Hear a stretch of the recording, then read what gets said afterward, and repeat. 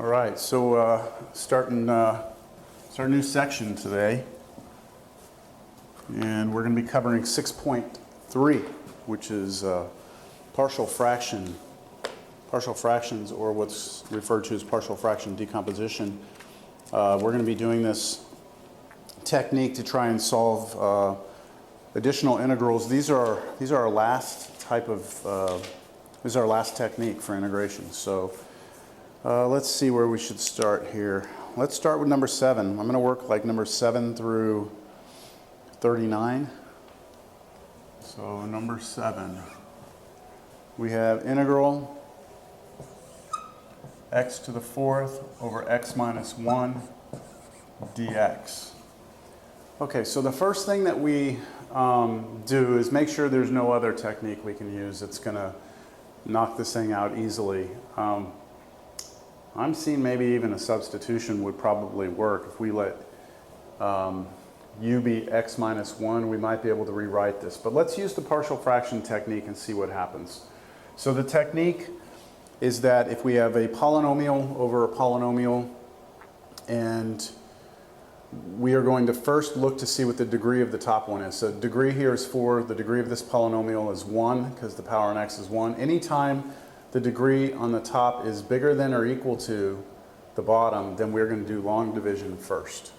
So my first step for this problem is to set up long division. So I take the numerator, x to the 4th, put my denominator out here, and then I apply long division. So I have to multiply x times x cubed to get x to the 4th, so I'm going to put x cubed up here, and then I multiply x cubed here and here. So x cubed times x gives me x to the 4th, x cubed times negative 1 gives me negative x cubed, and then I come through and I change the signs here because I'm going to subtract this row. So that positive x to the 4th becomes negative, the negative here becomes positive. And now I add straight down. When I add, I get nothing left over here, but here I get x cubed. And now I repeat the process. So what do I multiply x by to get x cubed? Well, x squared. And then I multiply x squared times x gives me x cubed. Multiply x squared times negative 1 gives me negative x squared. Come through, change the signs again, add down, I get x squared. Now again, x times x gives me x squared, so I put x here. And multiply across there, I get x squared minus x. And then I change the signs again. I add down, I get x. Let's see, yeah, that's coming out on the video there. And then last one, what do I multiply x by to get x? A 1. And then I multiply over there, 1 times x minus 1 is x minus 1. I subtract, so I change the signs, add down, and I get a positive 1. So this is my remainder because x, I can't turn x into 1. So I stop when the power of what I'm left here is smaller than the power of what's here. So what I put now is plus the remainder, 1, over the divisor, which is the x minus 1. So all we're saying is that x to the 4th over x minus 1 is equal to this expression. And that means I can rewrite the integral as x cubed plus x squared plus x plus 1 plus 1 over x minus 1 dx. All right. Now, if you don't believe this, just plug in a number and see what happens, just to show that this expression is the same as this. If I take, let's say, the number 2, I plug 2 in here. 2 to the 4th power is 2 times 2 times 2 times 2. That's 16. 2 minus 1 is 1. So this should be 16 over 1, which is 16. So if I plug 2 into this, I get 16. If I plug 2 into this, I should also get 16. Let's just check. So 2 cubed is 8. 2 squared is 4. 8 and 4 is 12. Plus 2, 14. Plus 1, 15. And then 2 minus 1 is 1. 1 over 1 is 1. So I had 15 plus 1, and that's 16. So, I mean, that's not any way to be sure, just checking one number, but it makes us feel better that when we plug a number into this, we get the same thing as what we get when we plug in here. Now, the good thing is that the rewritten integral, right, is something that we can handle very easily.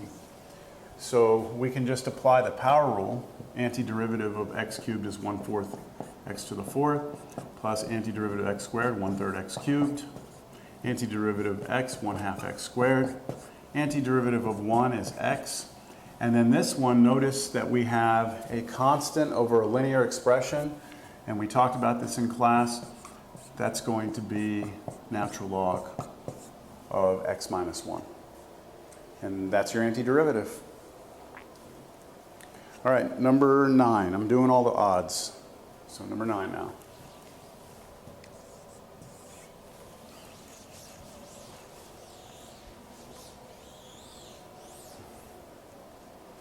Five x plus 1 over 2x plus 1 times x minus 1 dx. Okay. Now, same thing here. We're going to think about what we have here. Maybe, try and think of some other techniques, but eventually get to the point where we're like, okay, this is definitely set up for partial fractions because I have two distinct linear factors. That's a linear factor, that's a linear factor. They are distinct because they're not the same linear factor. On the top, I have a linear expression. So it is a polynomial over a polynomial. And now I just need to check the degree. So the degree of the polynomial up here is 1. If I multiply these two together, I'd get a quadratic, and that would be a degree of 2. So the degree up here is smaller than the degree down here right now, and so I do not do long division.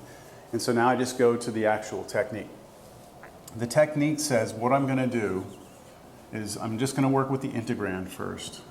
I'm going to try and rewrite it. So I want to rewrite this as something else. And because I have two distinct linear factors, what I do is for each linear factor, I put a constant, I'll say a, here over the first distinct linear factor, and then plus the other linear factor under some other constant, which I'll call b. And so somehow there's some number that I can put here and here, there's some number I can put here and here, that when I put these together, I get back this. And now we need to go try and figure out what that number is.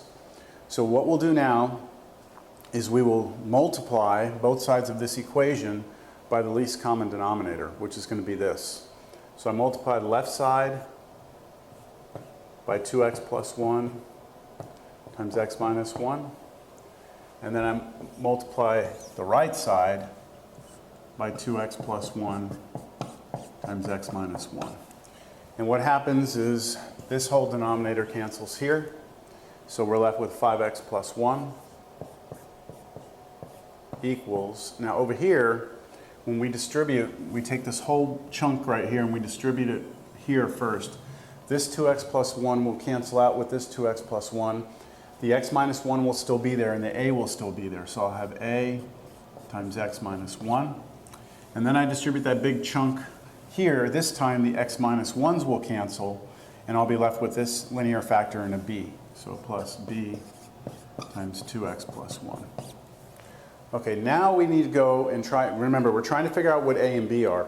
So I need to somehow figure out what a and b are in this problem, or in this equation to make it true.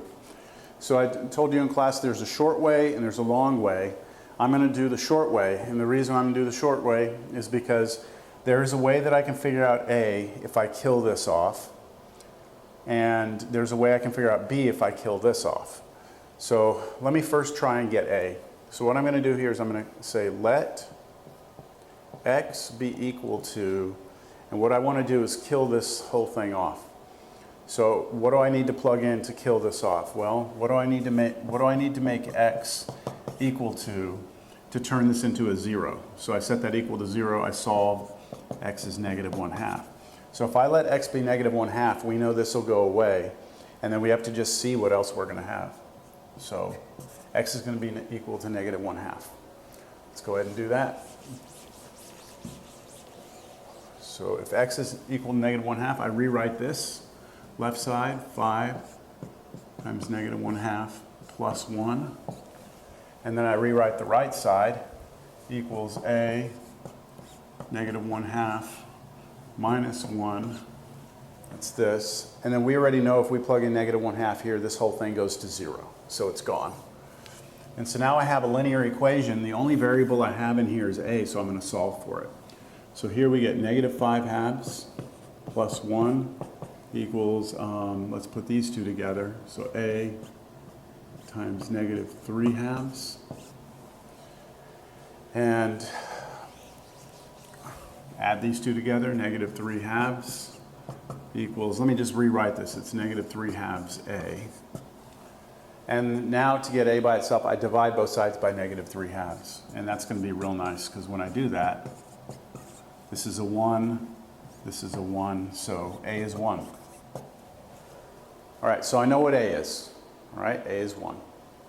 The next thing I'm going to do is now try and go and get the b, and to do that, I will kill off this term over here. So to do that, it's pretty easy. Just make x 1, and that's going to be 1 minus 1 is 0. So I have to start over again. Remembering a is 1. I'm just going to write that down up here so I remember it. A is 1. And now I'm going to let x be equal to 1 right here. That way it'll kill this off.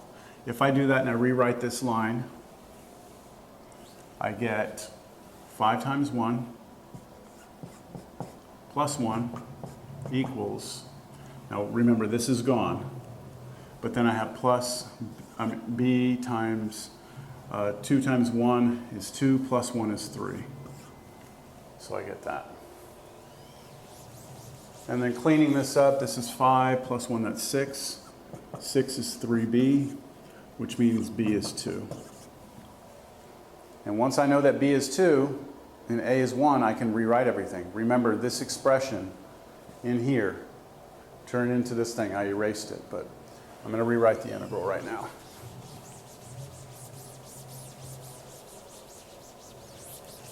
So we know that this integral equals integral, and then two things. We had 2x plus 1 here, plus over here x minus 1. A was on top of this one, and a was 1. B was on top of this one, and b was 2. And that is ready to go, because what I have now is I have constant over a linear expression, constant over linear expression, addition between them. I can integrate each one by one. So this equals antiderivative. I know that this is going to be the natural log of this. But because I had a 2 on the x, I have to scale by that. So 1/2 is out front. We did this with sine and cosine, and I'm sure I showed you in class too how you have to take care of that a in front. And then the next one plus, now the 2, I can just bring the 2 out and imagine, you know, that was like a 1 here. And so I have 2 natural log of the x minus 1. I don't have to scale by anything there because there's a 1 in front of the x. So that's it. Okay, let's look at 11.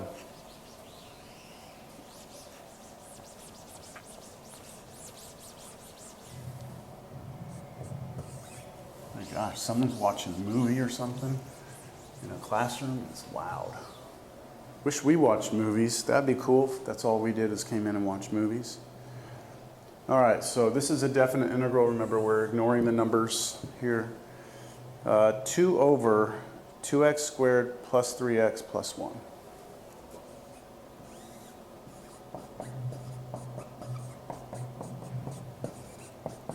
Now, there are a couple of approaches to this problem. If you see a constant over a quadratic, if it's irreducible, we complete the square. But I believe we can reduce this because I believe this factors. So let's try that first. We have 2 over, let's see, I believe we've got 2x, x, plus 1, plus 1. Let's just check. We get 2x squared, then we get a 2x, and then an x, that's 3x, and then we get 1 times 1 is 1. So that's it. And now I go through and I play this game. I say, all right, I've got to get this integrand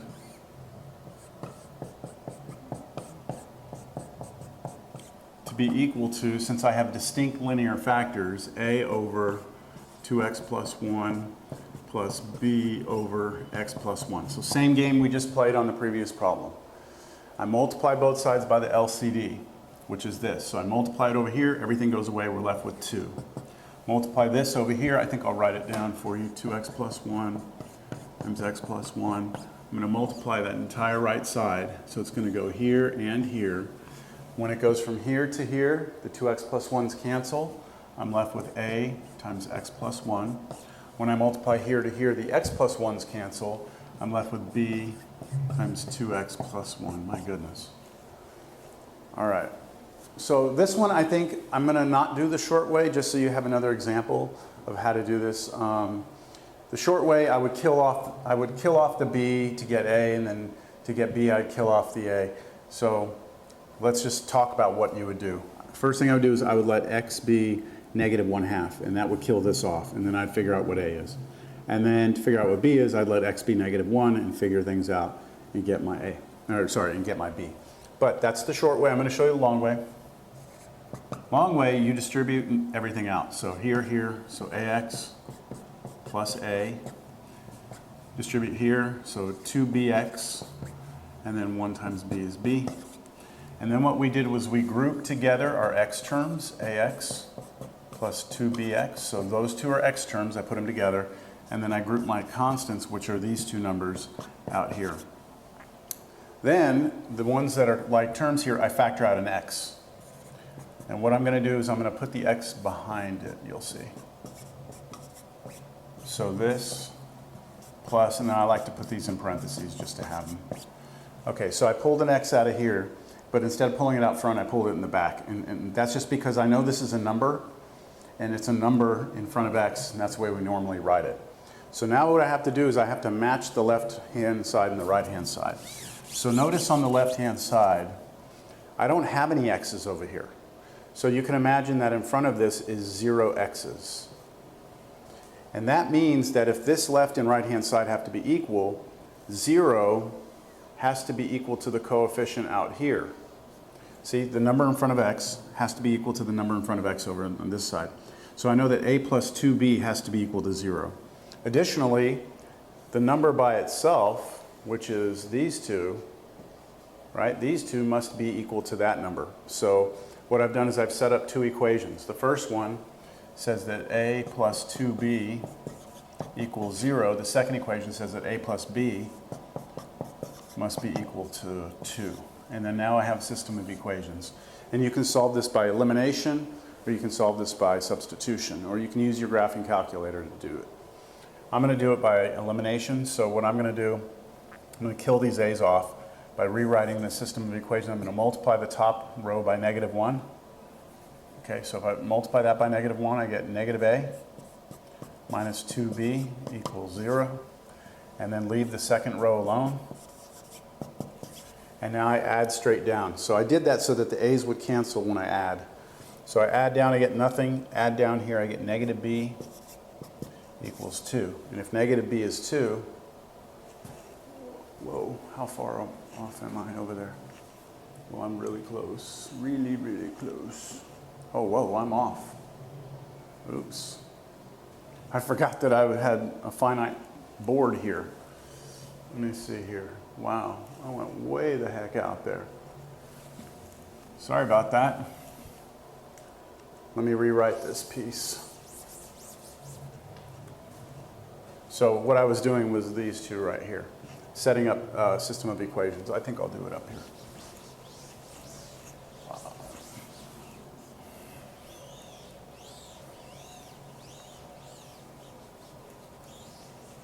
Okay, so setting this up, I got a plus 2b, it's Monday. 2b equals 0, and then the other equation, a plus b had to be 2. A plus b had to be equal to 2. And what I said is to get this to work, I want the a's to cancel, so I multiplied the top row by negative 1. I get negative a minus 2b equals 0 times negative 1, which is still 0. Then a plus b is 2. So I don't change the second row. And then I add down. If I add straight down, the a's cancel. Here I get negative b equals 0 plus 2 is 2, which means b is negative 2. So I know what b is now. Once I know what b is, I can go into this equation or this equation or this equation or this equation and just replace b with -2. So I'm going to just go to this equation, rewrite it, a plus b equals 2. Now I'm going to replace b with what I know it is. It's -2. And that's really a minus 2 equals 2, and then add 2 to both sides, a is 4. So I know what a is 4. I know what b is -2, and now I rewrite the integral. So when I rewrite this integral, I get two pieces here. I have a, it was a over this, so a was 4, so 4 over 2x plus 1, and then plus b, which was -2, over x plus 1. All right, now at this point I can do my integration. Let me just check this here. Oh. All right.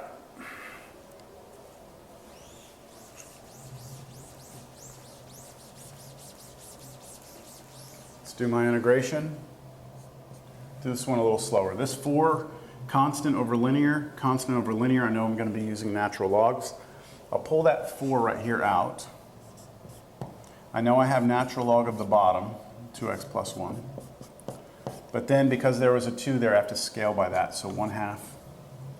And then I have plus a minus 2, so let me pull the -2 out. I know I have a natural log. I know it's the bottom, x plus 1. Running out of room here. And then plus a constant. I don't have to scale because that's a 1 in front. So my final answer is, let's see, 4 times 1/2 is 2. Natural log, 2x plus 1. And then over here, minus 2.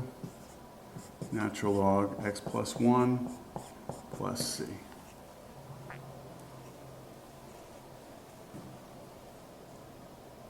All right, let's look at 13.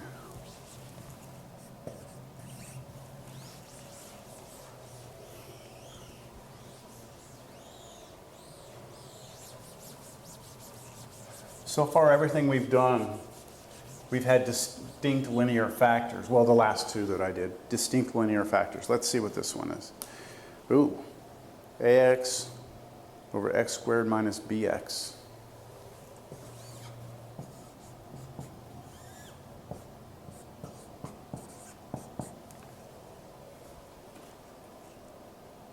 Yeah. Okay, so we do have a polynomial over a polynomial. Remember, the variable here is x. A and b are just numbers. Now, don't confuse these a and b's with the capital A and b that we've been finding.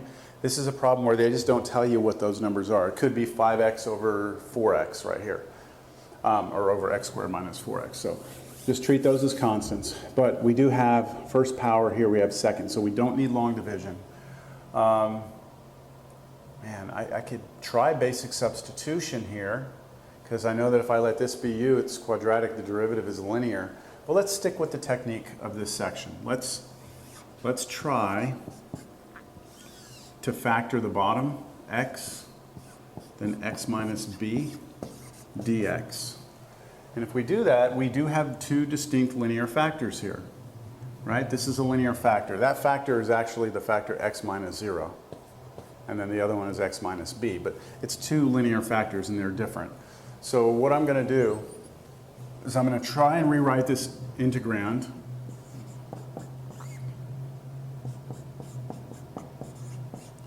with something a, capital A, over the first linear factor, plus some b, which I'm going to find, over the second linear factor. And then we multiply both sides by the LCD, which I'm not going to show. We'll get the ax here. Here we get the a, and then the x minus b will be left, and then plus the b, and then when the x minus b's cancel, you get x. So that's what we've got. Now, let's use the short technique, all right? Let's kill off this. To kill off that, I'm going to let x be 0. If x is 0, the left side is 0. This is a times 0 minus b is going to be a times negative b. And then over here, we know that that went away. So what you're getting is, what, 0 equals, this is weird, negative b times capital A, and we're trying to find out what capital A is. We divide both sides by negative b, and we still get zeros A. All right, this is not looking good, all right, because what we're saying is that this is going to be a 0, and if that's a 0, then that's not going to appear in our new integral, and that's a major problem. But let's stick with it and see if this generates anything. So I want to kill off this term now. To kill this off, I need to let x be little b. If x is little b, then we come over here, write the left side, a little b, right, a times x, but x is little b, equals, we know this is gone, and then this is going to be capital B right here times little b. And what that tells me, remember I'm trying to solve for capital B, I divide both sides by little b, I'm getting this. Right, divide both sides by little b. So capital B is little b, and then that's 0, right? So that doesn't make a whole lot of sense, because what we're saying here, let me get this out of here. What we're saying is that this original expression can be written as 0 here, and then capital B is little a. So what's going on? It seems like this can't be possible, that this just doesn't make any sense. But look, let me show you what this actually turns out to be. So we're saying that ax over x times x minus b is equal to 0 over this, which is 0, and then this right here. That's going to be little a. Capital B is little a. This is confusing. So little a over x minus b, right? How's that possible? Well, we could have seen this in the very beginning, and should have seen this in the very beginning. These x's cancel, and then all you have is this, and we're done. But again, this kind of shows you the progression of how you do that shortcut. If we would have just started the problem and realized that those canceled right in the very beginning, if we would have just said, hey, look, cancel the x's, then that's where we would have been. But see, the partial fraction technique actually got us to that at the same, doing it got us to the same expression. Now this is pretty easy to do because the a can come out because it's a constant. Integral 1 over x minus b dx. This is a constant over a linear expression. The antiderivative of that's going to be natural log. I don't have to scale because there's a 1 in front of the x, but I had an a on the outside. So this is going to be a times natural log absolute value x minus b plus some constant. So we could have knocked that out in the very beginning a lot easier, but again, just wanted to illustrate how the technique works. All right. 13, let's look at 15. 2x plus 3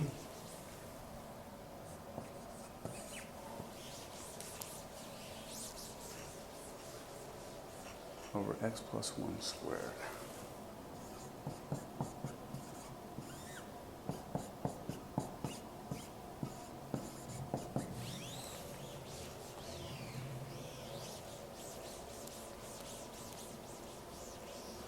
All right, this problem is a little bit tricky because when you look at it, you're like, okay, I've got linear expression on top, so the power is 1. On the bottom, if I multiplied that out, that'd be quadratic. So you'd be thinking, I don't need to use any sort of long division first.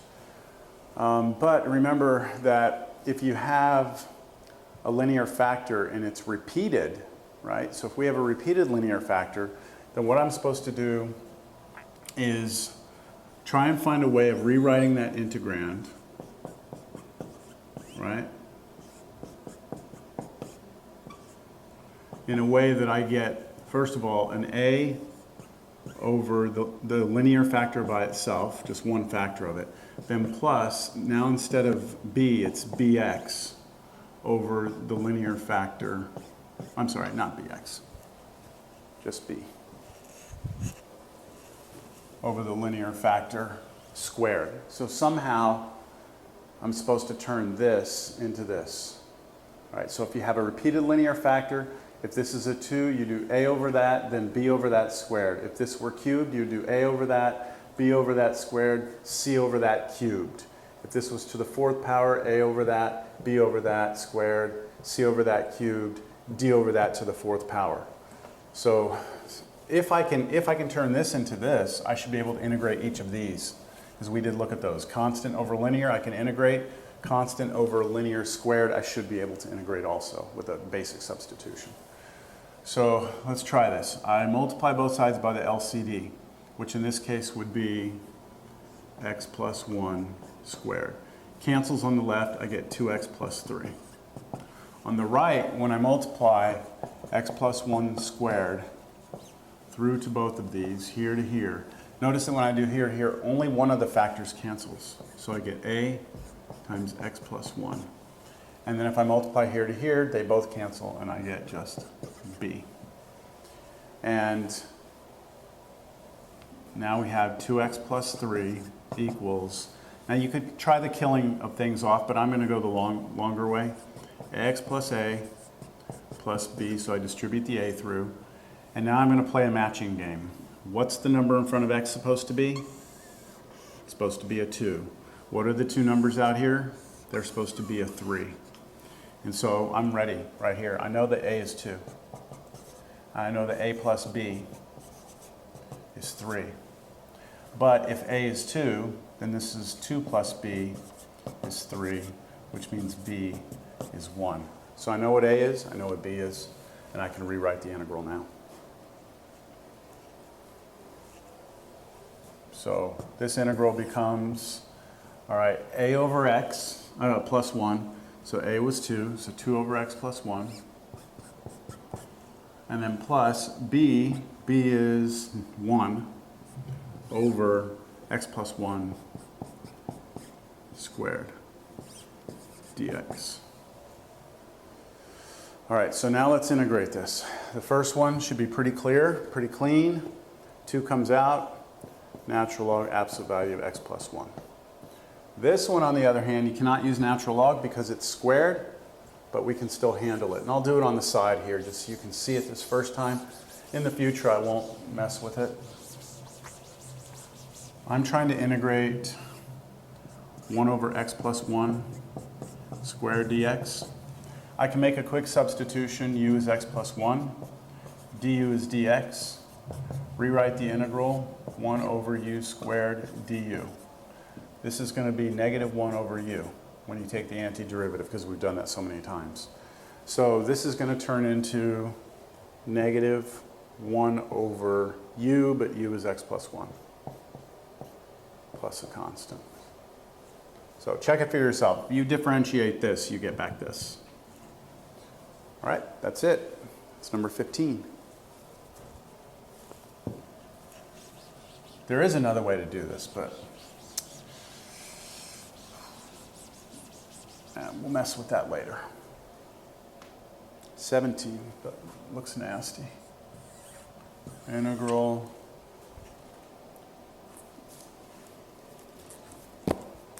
four y squared minus 7y minus 12 over y times y plus 2 times y minus 3 dy. So sit there and look at that for a little while.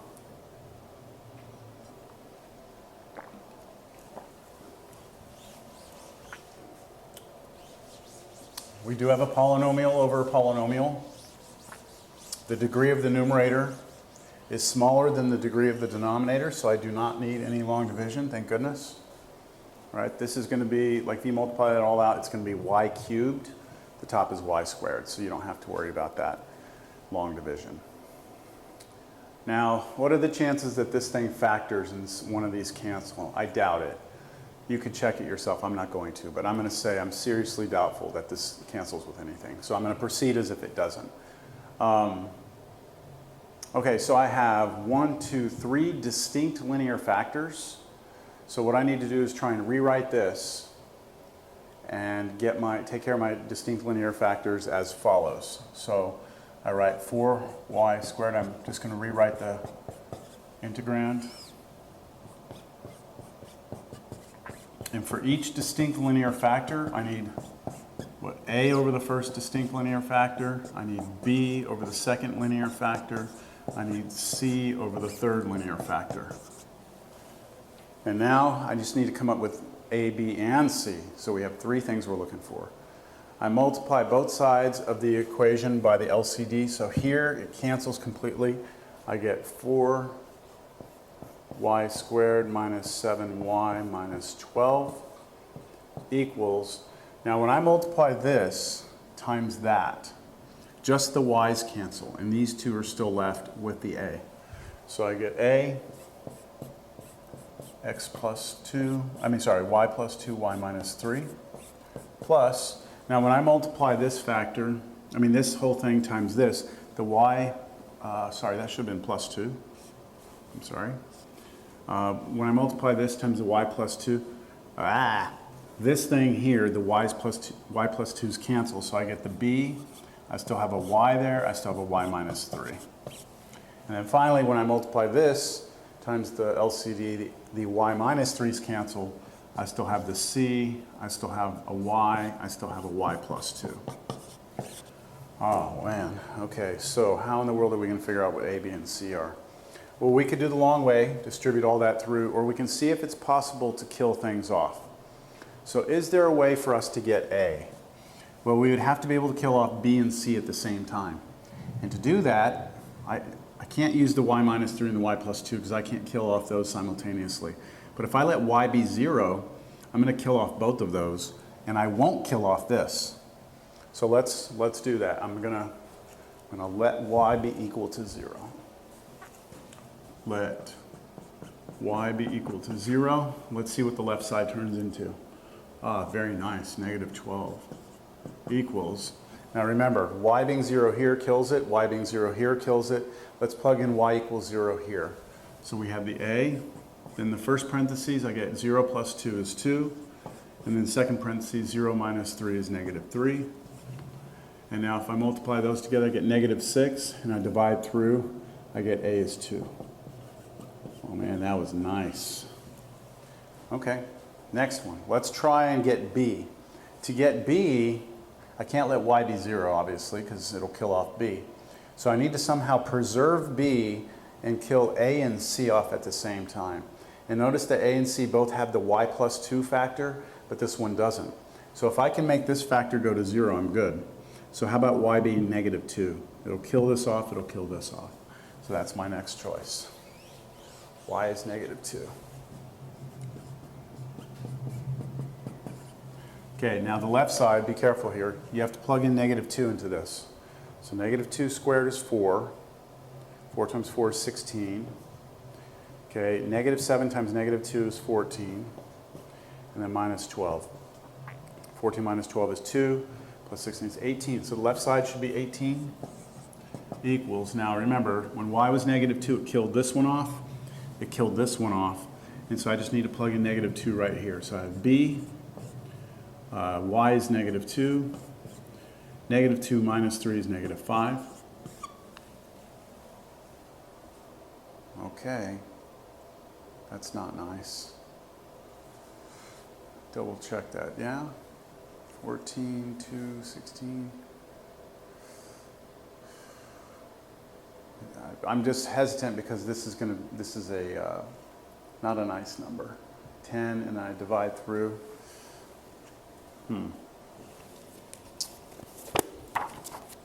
Just double check before I go too much further because I don't want to run into a problem here.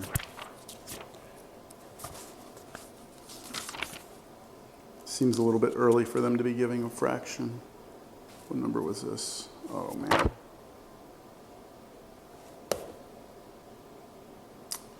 Not gonna be able to check it right away. Well, we can check it a different way, but let's just continue.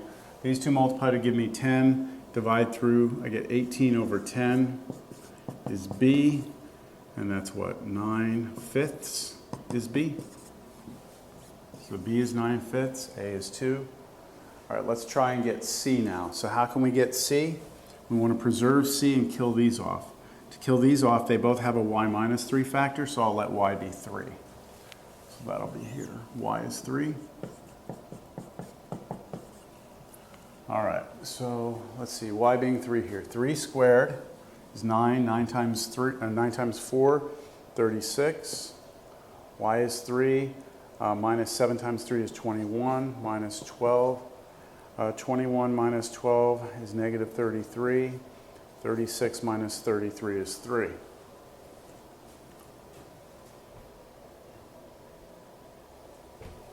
So 3 on the left side, and then what? These two are gone, gone, gone. Replacing y with 3 here. So C times 3 times 3 plus 2 is 5. So 3 equals 15C, which means we divide through, we get 1/5 is equal to C. So I got another fraction, so I'm feeling a little better that maybe they do have fractions in this problem. All right, so now we know what A, B, and C are. We should be able to rewrite the entire integrand. Okay, so this integral will become this big thing. A over our first linear factor, which was y, plus B, B was 9/5. Now watch the way I write this. 9/5, that's B over my second distinct linear factor. Plus C, C was 1/5 over y minus 3, which was my final linear factor. And then at this point, I'm ready to integrate. All of those are constants over linear expressions. So I should be able to do natural log on all of those. So let's see, the 2 comes out, 2, and then we've got 1 over y, so natural log y. Plus the 9/5 comes out. So that 9/5, I just drop it out front. 1 over y plus 2, antiderivative, natural log of y plus 2. And then 1/5 comes out. Antiderivative of 1 over y minus 3 is natural log of y minus 3. None of those had to be scaled because all of them had 1s in front of the y's, and so that should be it. Now let me do a quick check of something here. Where's 1? I'll have to check that later. I can't check it right now. It's going to take too long. All right, let's look at number 19.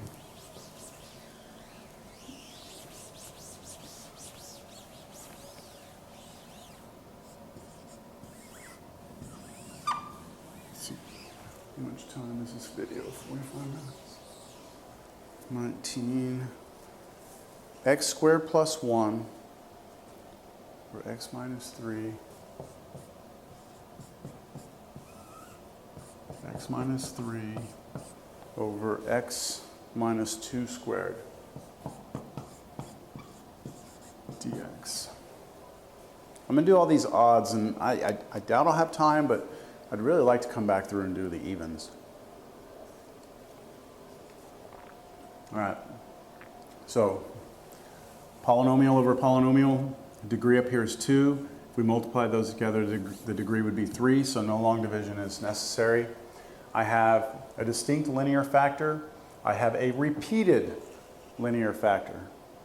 Sure, I wrote this down right. Yes, I have a repeated linear factor, so x minus 2 times x minus 2 because it's squared. So what I know is that I must be able to rewrite this integrand with, okay, for a distinct linear factor, I need an a over that distinct linear factor. Plus, now for a repeated linear factor, I need a b over the x minus 2, and then a c over the x minus 2, but this time squared. And remember, if that was cubed, then I would have a d over that linear factor right here, cubed. So that's it right there. Now, let's try this, multiply both sides by the LCD. So when we multiply this over on this side, everything goes away except for the x squared plus 1. That's always going to happen. Now let's be real careful. This times this, the x minus 3's cancel. you're left with a, and then the x minus 2 squared is still there. Maybe it'll help if I actually write this in here. If I take this and I multiply by x minus 3 times x minus 2 squared on this one, the x minus 3's cancel, I'm left with a times that. Then I have to do the same thing here, x minus 3, x minus 2 squared, right? So I'm going to write two of them just so you see this. One of the x minus 2 cancel. I'm still left, though, with a b, an x minus 3, and an x minus 2. And then when I multiply this one times x minus 3 times x minus 2 squared, this and this cancel completely, and I'm left with c, x minus 3. All right, so let's see if there's a way we can do this easily. I'm trying to find a, b, and c. So is there a way to get a? Well, I need to be able to kill these two off. Both of these have the x minus 3 factor. This one doesn't. So if I let x be 3, I'm going to be able to kill those. So let's do it. Let x be equal to 3. This left side becomes 3 squared is 9 plus 1 is 10 equals, if x is 3 here, 3 minus 2 is 1, 1 squared is 1. So we get just a times 1, which is a. And then everything else is gone. So I know a is 10. Okay, how about b? Can you get b? Well, to get b, I got to be able to kill off a and c, but see, these don't have anything in common. So it's impossible for me to kill off a and c simultaneously, because I can't let x be two different things at one time. So there's no way to get b by itself. How about c? Can we get c? Well, to get c, I got to kill off these two. And to do that, I can let just x be 2. If x is 2, it'll kill these off, but it won't touch this one. So even though I can't get b, I'm going to be able to get c. Let's let x be 2. If we do that, the left side, 2 squared is 4 plus 1 is 5. This is gone, and then over here, if I let x be 2, 2 minus 3 is negative 1, so this becomes negative c, and that means c is negative 5. So I know what a and I know what c are, but I don't know what b is. So what do we do in this case? Well, you have a couple options. You could just go back and distribute this all through and then do the matching game, the long technique. Okay, or you can just replace these a's, the a and c right now, and then multiply it all out and see what you get. Either way, there's no shortcut, super shortcut for this one. So what I think I'll do is I'll illustrate how that long technique would work in this problem. So I hope you understand, we don't know what b is. We know what a and c are. So I'm kind of stuck. So I'm going to make a note over here so I can check this. I'm going to use a different technique, the longer one. When we do that, we should get the same answers. Okay, so what I would do, if I would have recognized in the beginning that I'll never be able to get b, is multiply this all out. So first FOIL this out, x minus 2 times x minus 2, and then distribute an a through. And I think I'll write that. I think I'm going to erase this. I'll come back to it because I'm going to need a lot of room here.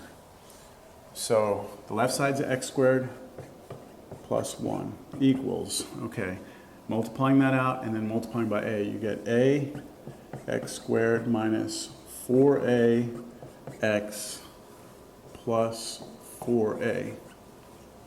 So this multiplied together is x squared minus 4x plus 4, but then distributing an a through, you get that. And then here, when you multiply these two together, what? You get x squared, then you'll have a b, so bx squared. And then this times this times this, that'll be a negative 5x, but then times b, so negative 5bx. And then the last term's negative 3 times negative 2 is positive 6, but then times b, so 6b.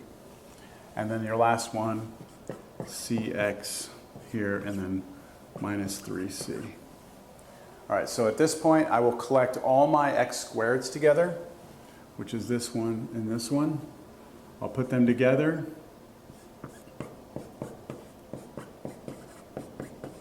I'll collect all my x terms, this one, and this one. So I'll have minus 4ax minus 5bx plus cx. And then I'll get all the things that don't have x's in them, which are those three. So plus 4a plus 6b minus 3c. All right, now what we do, left side still x squared plus 1, is I will factor out what's common. So in these two, I pull out an x squared, I place it in the back. Over here, those three have x's in them. I'll pull the x out. Now watch what I do here. Plus, in parentheses, x. And I put these three things. Negative 4a minus 5b plus c. So even though there's a minus here, I say plus and then put the minus here and here for those two and then plus here. If you distribute that x through and remove the parentheses, you'll get back this. Here, I do plus, and it's just these three together, which you don't need in parentheses, but I like to put them in parentheses. That way I have three groups. I have this, this, and this, and that should match up with what we've got on this side. Now keep in mind, the number in front of x squared here is 1. I do not have an x term, so it's like a 0x, then plus a 1. And what we're going to do is play a matching game here. I know that 1 must be a plus b, right? The coefficient in front of x squared has to be 1. The number in front of the x, which is all of that, must be 0. And then this number right here, 1, must be these three together. So let's put this together. I have three equations and three unknown variables. So let's write down the system here. Connect that up there like that. Okay, so my system of equations looks like this. First of all, a plus b must equal 1, and that's from this. A plus b must equal 1. Notice I left a little bit of a space here for c's, because c's are going to come in on the next equation, so I left a column here for c's. Next one, negative 4a minus 5b plus c must equal 0, because these three together must be 0. And then finally, 4a plus 6b minus 3c must be equal to 1. And that's because these three must equal the number by itself. All right, well, this doesn't look fun. So this is where you could get on your calculator and do an elimination using matrices or your RREF function on your calculator. I'm going to do this one by hand, but I'm going to cheat a little bit because I already know what A and C were from earlier. So if I know what A and C are, that's going to really help me clear out everything and get my B, because that B is really the only thing I don't know. So let's look at that first equation. Right, A plus B has to be 1, but I already showed earlier that A had to be 10. And that, I'm done, because subtract, you get B is negative 9. And that was the only thing I didn't know. But let's just check this, okay? Check this out. Let's just see if this is A, B, and C, if all three of those equations are satisfied. So first of all, A plus B is 1. Well, 10 plus negative 9 is 1. That's true. So that's good. Right, how about this one? Negative 4 times A would be negative 40.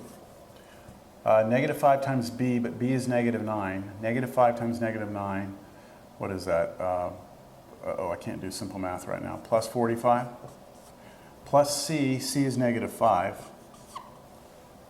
And look at that. Negative 40 plus 45 is 5. Take away 5, we get 0. So the second equation checks. And then let's do the last one. 4 times A, that's 40.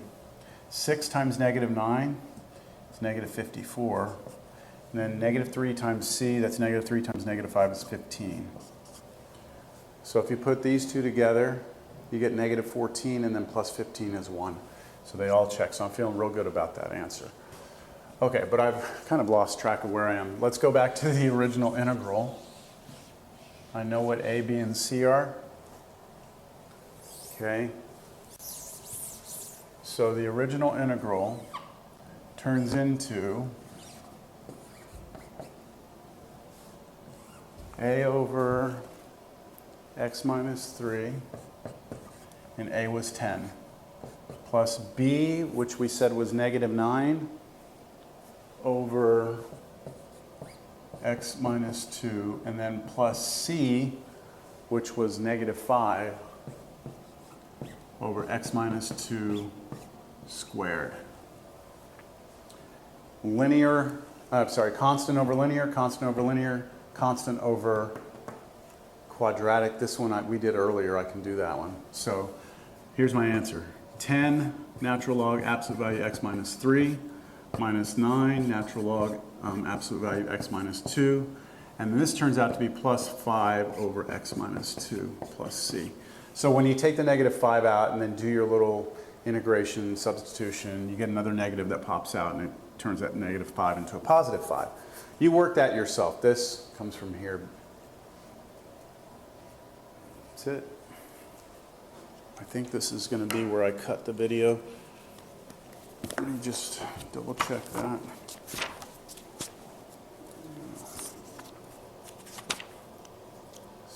.3. That was number 19. Yep, we're all good. Okay, I'll do another video in a little bit.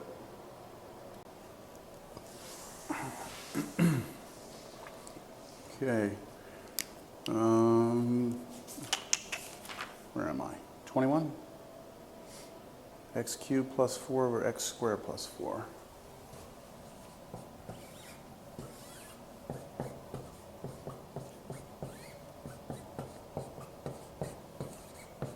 All right, I notice we have polynomial. Over polynomial, the degree of the top is bigger than the bottom, so we're going to have to do long division first. Now, I'm going to put x cubed here plus 0x squared plus 0x plus 4. That way I give myself some room to write in the other pieces if I need them. X squared plus 4 here. So how do I turn x squared into x cubed? Multiply by x. X times x squared is x cubed. X times 4 is 4x. I'm going to put that right here. So I line it up in the x column. Come through, I change the signs. So here to here, get negative 4x. I cannot turn x squared into negative 4x, so that's my remainder. So I put plus my remainder over my divisor. So my integral now becomes integral this. X plus negative 4x over x squared plus 4 dx. And those I should be able to handle, especially that first one, right? I know that one. So let me just write this down. This is equal to 1/2 x squared, that's the antiderivative of x, minus 4 integral x over x squared plus 4 dx. So I just pulled the negative 4 out, created a new integral. This one I already took the antiderivative of. And so on this one right here, I realized that if I let u be the bottom, basic substitution, the derivative is 2x dx, which I almost have. I have x dx, so scale by 1/2. So that integral becomes integral 1 over u, and then the dx is going to be 1/2 du, so that's going to be 1/2 natural log of u plus a constant, 1/2 natural log of x squared plus 4. So I know that everything over here turns into 1/2 natural log of x squared plus 4 plus a constant. And then I had a negative 4 in front. So I have 1/2 x squared, the negative 4 times the 1/2 becomes a negative 2 natural log x squared plus 4 plus a constant. That's it. That one's pretty straightforward. All right, number 23. 10 over x minus 1 times x squared plus 9.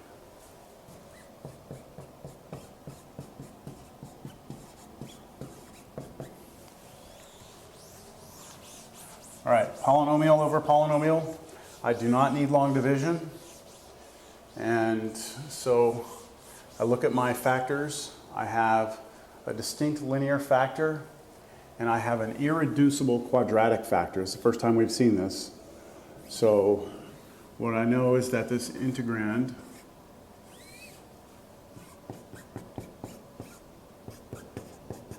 has to be rewritten with an a over my distinct linear factor plus, now my irreducible quadratic factor here.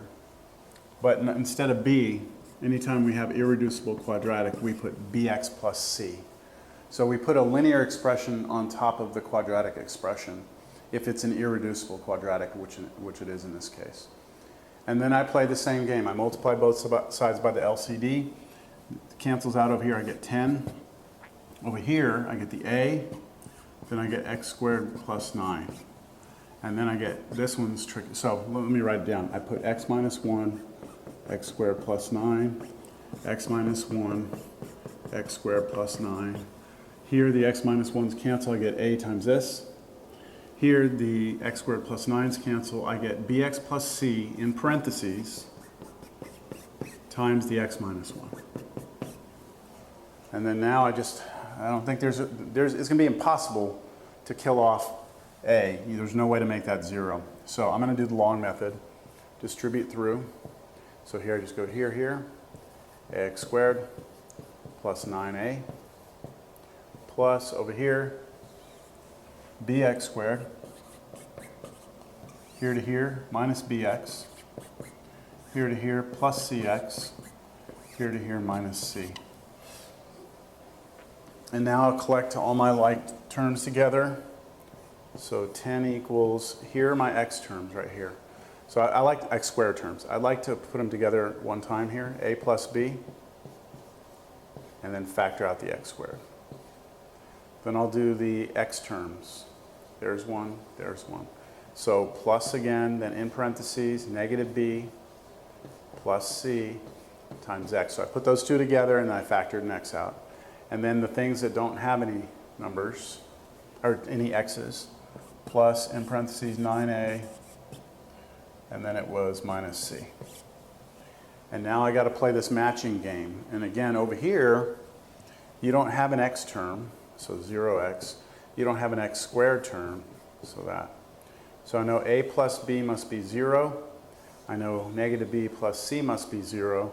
And I know that 9a minus c must be 10. So I'm going to write this down in a system of equations. The first one, a plus b is 0. I'm going to write this, a plus b equals 0. Next one, negative b plus c, negative b plus c must be 0. Last one, 9a minus c must be 10. And then you can solve this using different methods. I'm going to use like an elimination sort of thing. First of all, let me add these two rows together because I notice I have a b and a negative b. So if I add those two rows together, I get a new equation. A plus c equals 0. Let me add these two rows together, and the c's will cancel, and I get 9a minus b. Okay, 9a minus b equals 10. The original equation right here, a plus b, was equal to 0. Now you could use your calculator for this. I'm just doing it by hand. So I think these two right here are going to work. I can do this. This is like a little system, 2 equations, 2 unknowns. Add these straight down again. You get 10a equals 10, which means a is 1. Once I have a, I should be able to get everything else. Using this equation, if a is 1, you get 1 plus c is 0, which means c is negative 1. So now I know c, and then I can use this equation right here to get b. So negative b plus c, but c is negative 1, must be equal to 0. So negative b must be 1, which means b must be negative 1. So I know what a, b, and c are. All right, so now I come back over here. I rewrite the integral.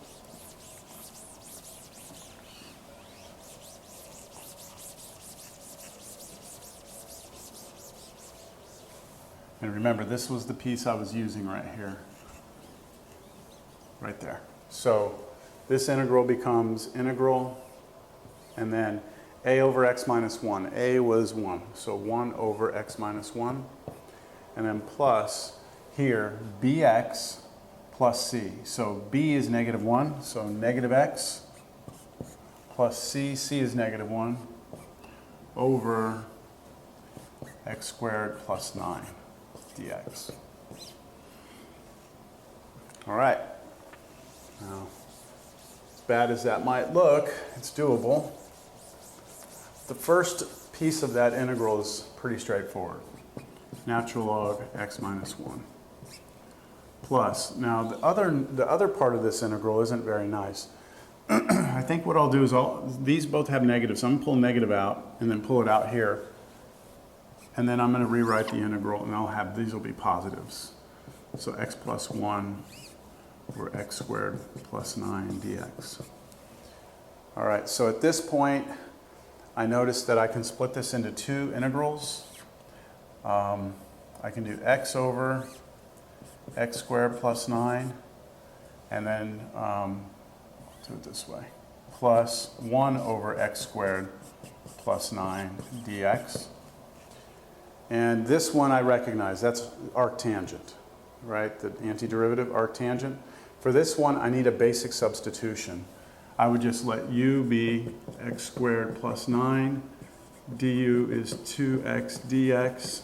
I don't have 2x, I just have x, so 1/2 du is x dx. And so this integral right here would be integral 1/2 1 over u du, which would be 1/2 natural log u, which is 1/2 natural log x squared plus 9. So I know that this one right here is going to become 1/2 natural log x squared plus 9. This one's going to be arctangent, and then I have a negative in front. So I think I'm ready for my final answer here. Okay, so this is equal to, I had the natural log x minus 1 in front, then minus, okay, the antiderivative of this one we said was this, so 1/2 natural log x squared plus 9. And then this minus goes to this one also, so minus.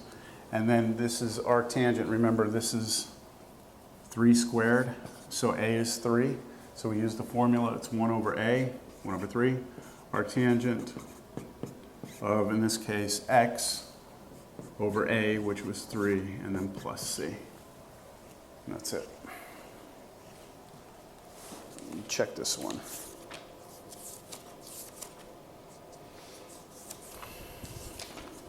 Number what's that? 23?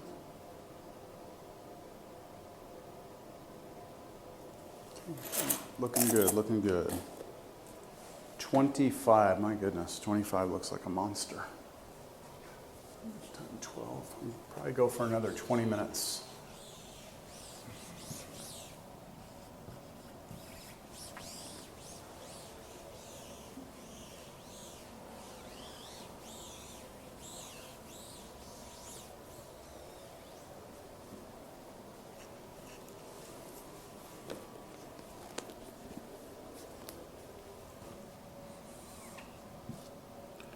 X cubed plus x squared plus 2x plus 1 over x squared plus 1 times x squared plus 2 dx. Polynomial over polynomial. Degree of the numerator is 3. Degree of denominator, if we multiply these together, would be 4, because x squared times x squared is x to the 4th. So no long division necessary. Noticing my denominator has 2 factors in it. These are irreducible quadratics. Cannot factor these, right? So I'm going to be trying to rewrite this. Disaster.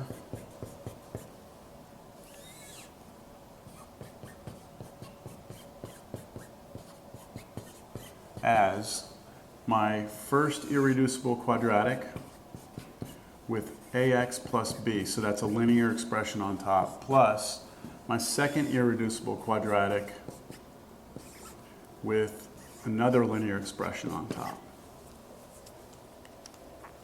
Now, just think about what we're doing here. If we can get this to work out, I can split this into two integrals.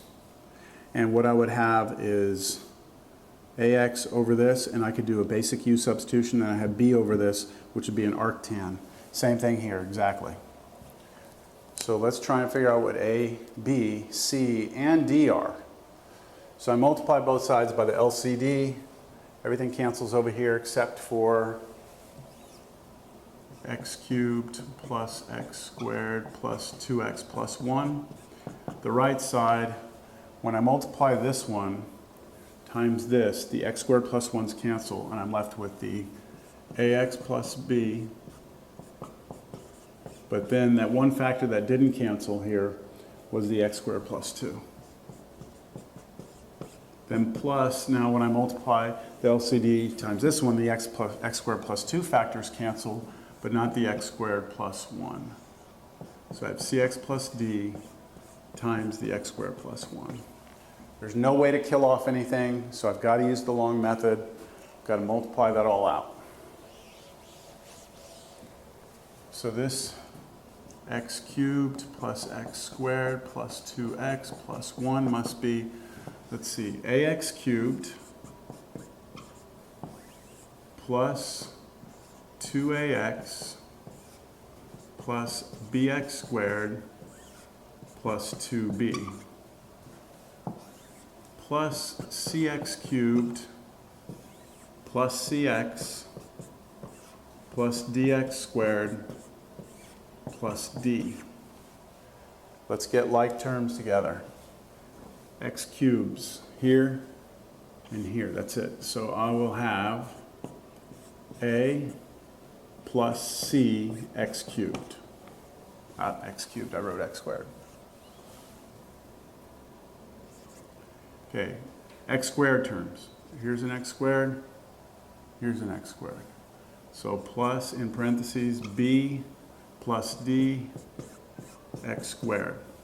All right, x terms. X, x. So plus 2a, that's here, and then the coefficient of that one is c with an x out there. And then last thing, I'm running out of symbols.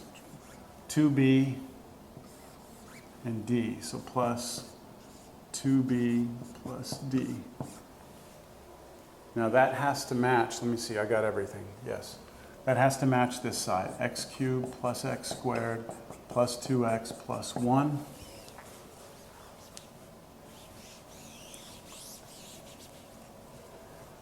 And so I match coefficients here. There's a 1 here, so that 1 must match up with this. The 1 in front here must match up with this. The 2 in front here must match up with this. And the 1 here must match up with this. So I'm going to have 4 equations, 4 unknown variables. So first one, a plus c is 1. A plus c is equal to 1. I'm giving myself enough room for a, b, c, and d here. The next one, b plus d,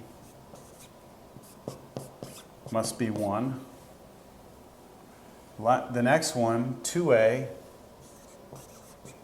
plus c must equal, let's see, 2a plus c must equal 2. And the last one, 2b plus d must be 1. All right, so what I do notice here is that these two equations right here both have a and c in them, so let me work with those. I have a plus c equals 1, and I have 2a plus c equals 2. So it's kind of like a new system. Again, you could use your calculator for this, but I'm just going through the work. So what I'll do is I'll multiply the top equation by -1. So I get a new system, negative a minus c equals -1. The second equation doesn't change. The reason I do that is because if I add straight down now, I get, this is an A, the C's cancel, and I get 1. So A is 1. All right, if I know what A is, then I can come in here and get C. So look at this equation right here. If I replace this with 1, I get 1 plus C equals 1. Subtract 1 from both sides. That means C is 0. So I know what A and C are. Similarly, these two equations both have B and D in them. So I'm going to do those over here. So this one, B plus D is equal to 1. The next one, 2B plus D is equal to 1. I'll do the same thing. I'll multiply the top one by -1, so it's going to change that to a negative, change that to a negative, change that to a negative. When I add down, I get B here. The D's cancel, and this is 0. And so if B is 0, then I can come into any of these equations, doesn't matter where, and find D. So I'll just do this one right here. That's 2 times 0, which is 0, and then plus D, so D must be equal to 1. So I know what A, B, C, and D are here.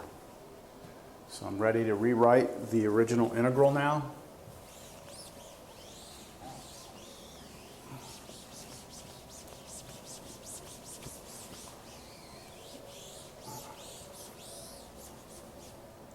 This is equal to integral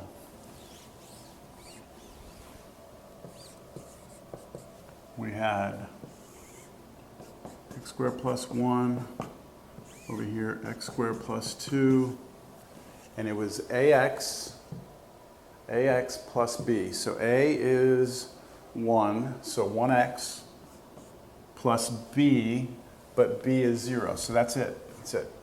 And then over here was cx plus d. So c is 0, so no x's, and d is 1. So it's just 1 right there. That's nice. That's real nice.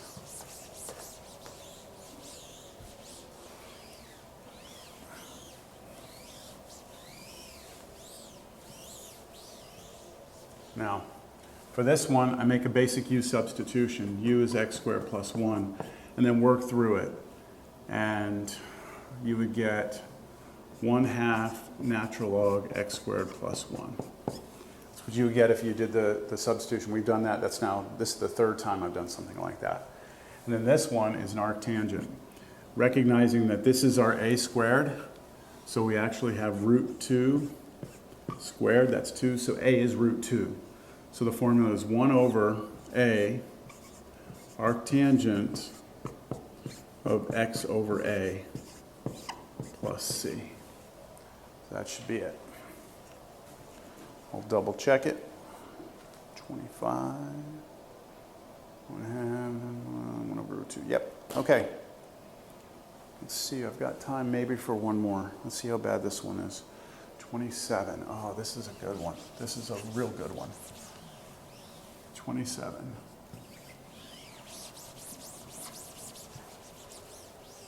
This is one that we got to do some magic. Do some magic.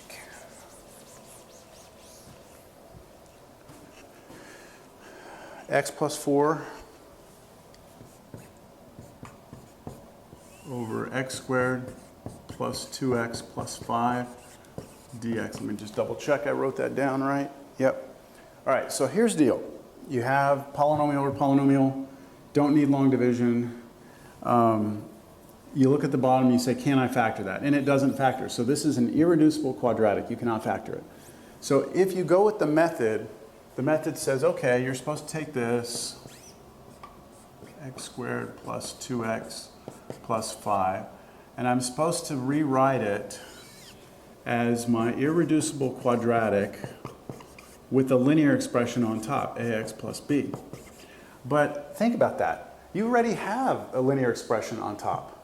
So if you did this, you would actually get back a is 1 and b is 4, and you'd be right back where you were. That doesn't help. And that's why I pointed out in class that when you have something like this, what you're going to do is, first of all, make a substitution of the entire denominator. and then take its derivative, which in this case would be 2x plus 2 dx. And then you look over here and you say, okay, look, if this is u, I would love for this to be du up here. I'd love for 2x plus 2 to match this exactly, but it doesn't. It doesn't, but this is where the magic is. We're going to make it happen. So first I'll start off, I need to make this a 2x, or sorry, I need to make this a 2x to match with this 2x, but I can't just throw a 2 here. What I can do though is multiply 2 on the top and the bottom. And so now take the 2 just on top and distribute it through. And don't forget, distribute it through, right? 2x plus 8 over x squared plus 2x plus 5 dx. And then out here, since you slid the 2 on top, you still have the 2 on bottom, so it's like a 1/2. So that's the exact same problem. So you've got the 2x taken care of. Now you need a plus 2. So what I always recommend you do is right behind the 2x, you add a 0. And in this case, I wanted a plus 2, so the way I'm going to write that 0 is as follows. Here's the plus 2 that I wanted, but then minus 2. So that's 0. Then you still have plus 8 out there, right? Right here. All of this over x squared plus 2x plus 5 dx. And you may be looking at that going, okay, now what? Well, now what you can do, put these two together, that's a 6. And notice that you have 2x plus 2 here, right there. So if I just look at this over this, that's u and that's du. I have a perfect substitution to do there. This one, though, I still need to address. So this would become 1/2 integral. I'm going to split this into two completely different integrals. 2x plus 2 over x squared plus 2x plus 5 dx. That's one integral. Plus, now the 1/2 still, because the 1/2 had to go to both. Integral. Now what was up here was a 6 over the irreducible quadratic. And what's the purpose? Why do it this way? Well, let's look at this. We already know this one is exactly du up top here, the bottom is u. So this really looks like the integral 1 over u du. That's what that integral is. And we know the antiderivative of that is natural log. We have a 1/2 out front, but we can take care of that. So let's do that. Let's actually take the antiderivative of that one right now. So the antiderivative of just this first one is 1/2 natural log of u, but u is the entire irreducible quadratic. All right, plus, now, this integral over here, I'm going to pull the 6 out, it hits the 1/2, becomes a 3. Still have the integral because I haven't done the integral. And since I pulled the 6 out, I have a 1 up there. So I have 1 over x squared plus 2x plus 5 dx. Now, this is one of those preliminary concept problems that I said we need to know how to handle.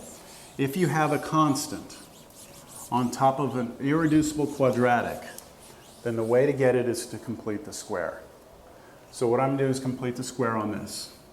So I take the number in front of x, which is positive 2. I divide it by 2, which gives me 1. Okay, that's my first important number. Then I take that 1 and I square it, which is also 1. That's my second important number.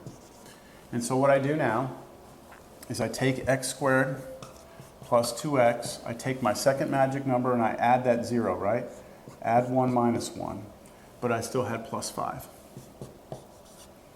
These three guarantee to factor to be x and then this number, plus 1, and then squared. And then these two numbers right here give me a 4. And so this integral becomes 3 integral 1 over x plus 1 squared plus 4 dx.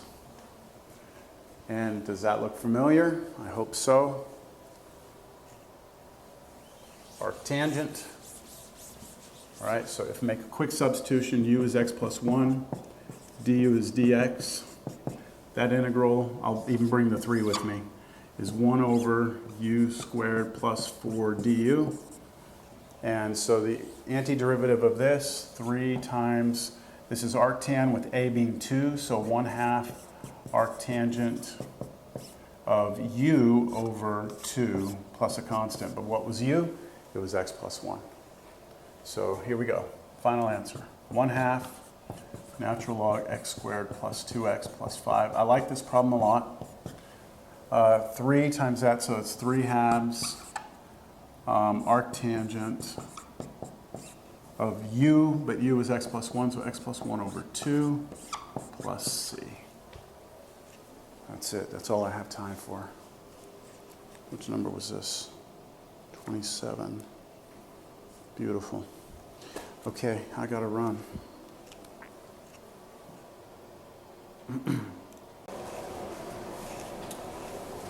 Okay.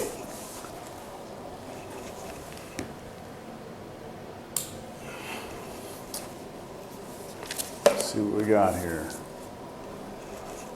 All right.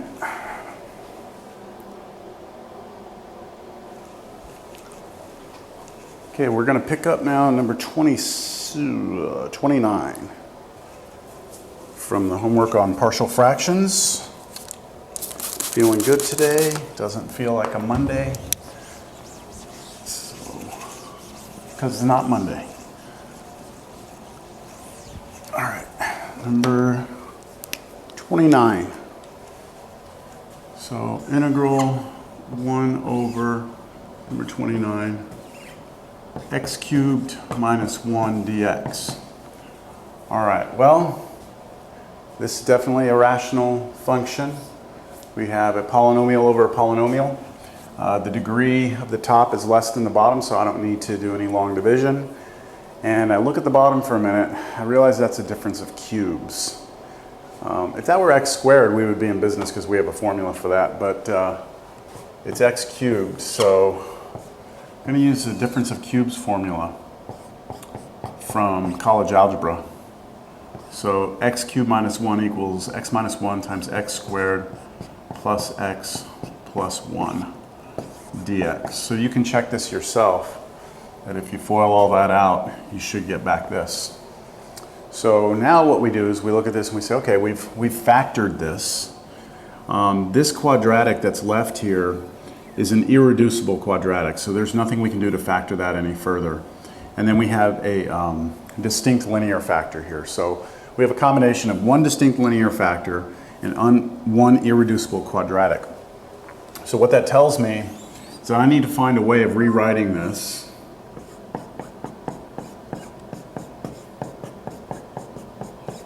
as, first of all, a constant over my distinct linear factor.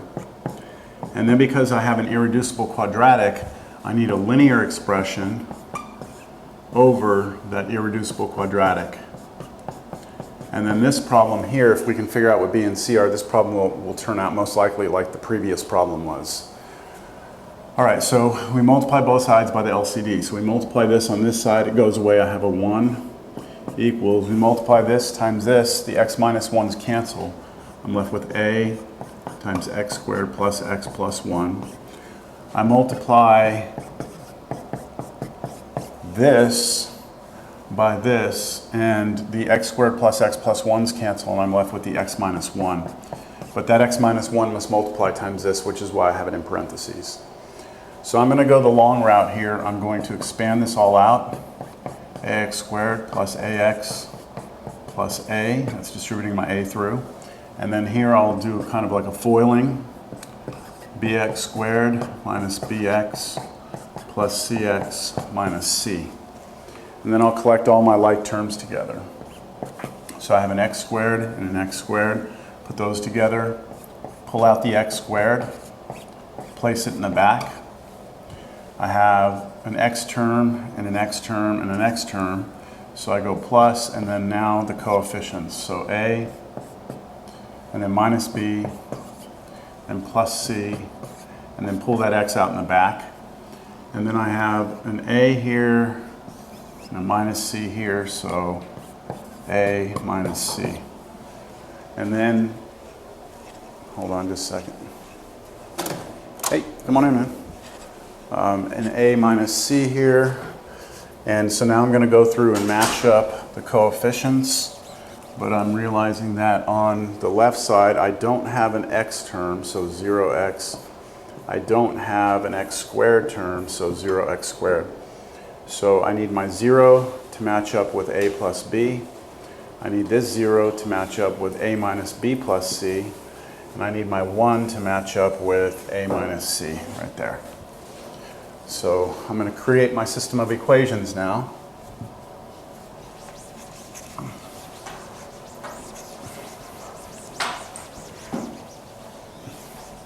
The system of equations, I have 3 unknowns and 3 equations, so a plus b has to be 0. Leaving a space here, a column for my c's. A minus b plus c must also equal 0. Okay, that coefficient on the x has to be 0. And then a minus c must be equal to 1. And so I look at this, and I could use my calculator, but might be an easier way here. Let's see, how about we do this? Let's get an equation. Let's get an equation for a here. Let's solve this for a. And then I'll plug that back in here. And I'll get an equation for b, and then I'll plug that back in here. So solving this for a, I get a is equal to c plus 1. Okay, that's just moving the c over. Then I'm going to rewrite this equation right here. A plus b equals 0, but a is c plus 1. So that right there becomes c plus 1 plus b must equal 0. And then I'll solve this one for b. So b is equal to negative c minus 1. So I have a in terms of c, I have b in terms of c, and now I'm going to go back into this equation. I'm going to replace a with this, and replace b with this, and then I'll have one equation with just c in it. I'll solve for c, I'll come back and I'll get a, come back and get b. So, how's it going, man? Doing all right? What are you working on? Okay. Okay. Let me just finish this one up. I'm almost done.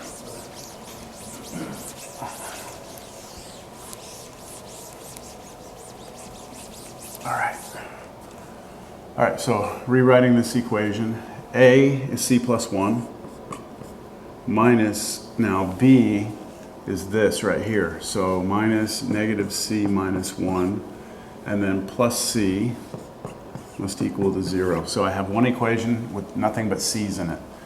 So c plus 1 plus c plus 1 plus c must equal 0. That's 3c plus 2 must equal 0. So c must equal negative 2/3. All right. And then now I can figure out what a is from this.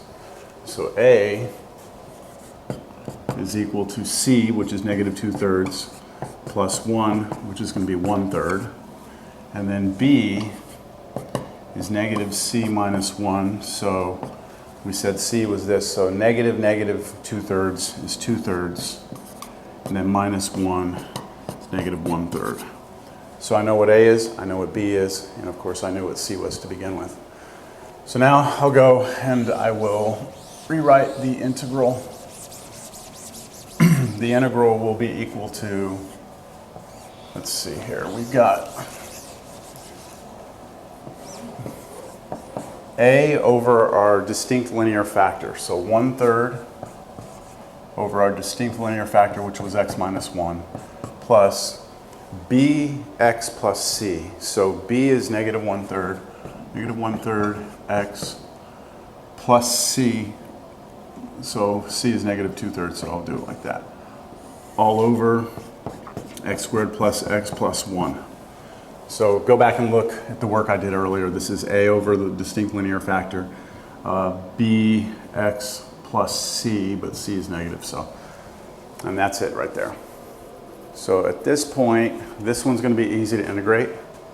This is just 1/3 comes out, natural log x minus 1. This one's going to be a little harder, so let me do a couple of things here. I'm going to factor negative 1/3 out of this.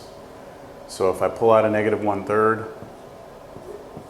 now remember we have not integrated, so integral's still there. When I pull the negative 1/3 out there, I'm left with x minus 2 all over x squared plus x plus 1 dx. So just check, if you multiply negative 1/3 here, and then, oops, this is plus. Here to here, you get this, and then here to here, you get this. That's just a little easier to work with.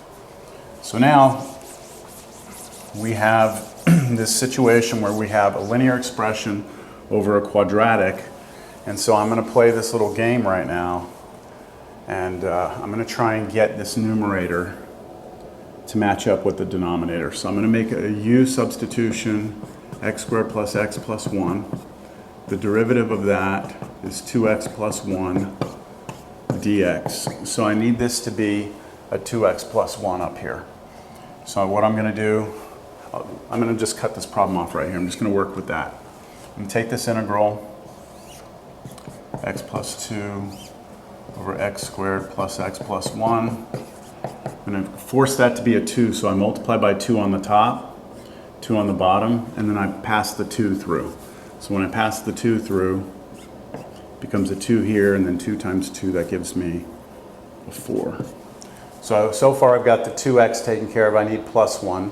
So this is where I said just come in here and do plus 1, minus 1, and then we had a plus 4 there already. So that integral is now 1/2 integral 2x plus 1, then plus 3 all over x squared plus x plus 1 dx. And then what I'll do is I'll split it right here. I'll do this over this, and then I'll do this over this. This is actually a little longer than I thought it was going to be. So bear with me. Okay, so now this is equal to, and still I'm working with just this here. I have 1/2 integral 2x plus 1 over x squared plus x plus 1 dx. That's this over this. And then plus, I had the 1/2 still, 1/2 integral 3 over this. Now I'm going to take the 3 and bring it out, which makes it a 3/2. Then 1 over x squared plus x plus 1 dx. All right, the first one is easy because this is, u is the bottom, the derivative of u is on top. It's just 1 over u du. The antiderivative of that is natural log. So I know that this one's going to be 1/2 natural log of the u, which was x squared plus x plus 1. And that's by design. I wanted it to do that. That's why I forced this to happen. All right, this one is going to take a little more work because we have an irreducible quadratic with a constant on top. So that's going to mean that I'm going to need to complete the square here. So I take the x squared plus x plus 1. I take the number in front of 1, which is 1, divided by 2, and that's my first number. Then I take that number and I square it, which is 1/4. That's my second number. And then I rewrite this x squared plus x, and then I add 1/4, I subtract 1/4, and I still had a plus 1 there. So this, now, these three terms should guarantee to factor to be this, and I just need to figure out what that number is, and it's always going to be that number, so plus 1/2. And then I put these two together and get plus 3/4. So this integral can be rewritten with that. The denominator can be rewritten. So I'm going to go ahead and just rewrite it right here. This is x plus 1/2 squared plus 3/4. And now I just need to try and integrate that. So this is going to fall into the formula. If I make a basic substitution now, that u is equal to x plus 1/2, du is dx. We did this in the previous problem. Then this is just going to turn into 1 over u squared plus, this is an a squared, and that's going to be arctangent, the arctangent formula. So I'll get plus 3/2 times now 1 over a. Now what's a here? A is the square root of this, which is root 3 over 2. So we do 1 over root 3 over 2, which is really just the reciprocal, 2 over root 3. Arctangent of u, but u for us is x plus a half, over a, but a is root 3 over 2. What a mess. Plus c. All right, so remember all of this answer here was right here. So I've got to take this and distribute a negative 1/3 through, and I'm done. So I've got this 1/2 natural log x squared plus x plus 1, and then plus these twos cancel, 3 over root 3 arctangent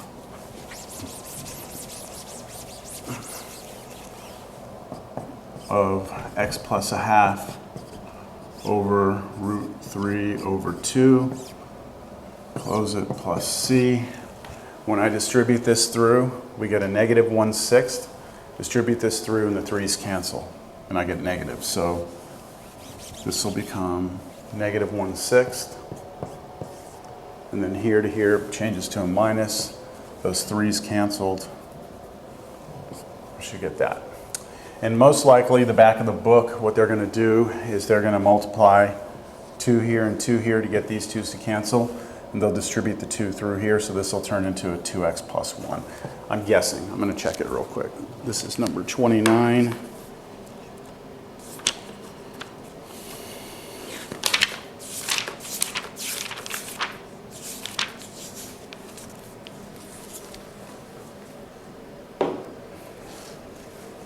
One-third natural log x minus 1 minus 1/6 natural log of x squared plus x plus 1 minus 1 over root 3 arctangent. That's it. That's it. Okay. So what's up? I'm trying to help my friend with his calculus going back to Okay. You don't mind me recording this, do you? Okay. Just so I don't have to turn it off and make 2 videos. So what are you working on? Like what?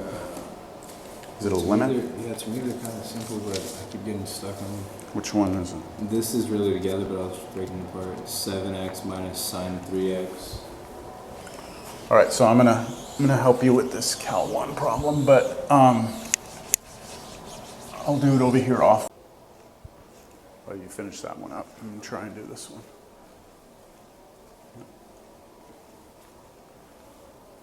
Okay, so I've got another rational expression. I do not need long division. I'm gonna look at a distinct linear factor. Here's an irreducible quadratic factor, but it's being squared. So what I'm gonna need to do is rewrite the integrand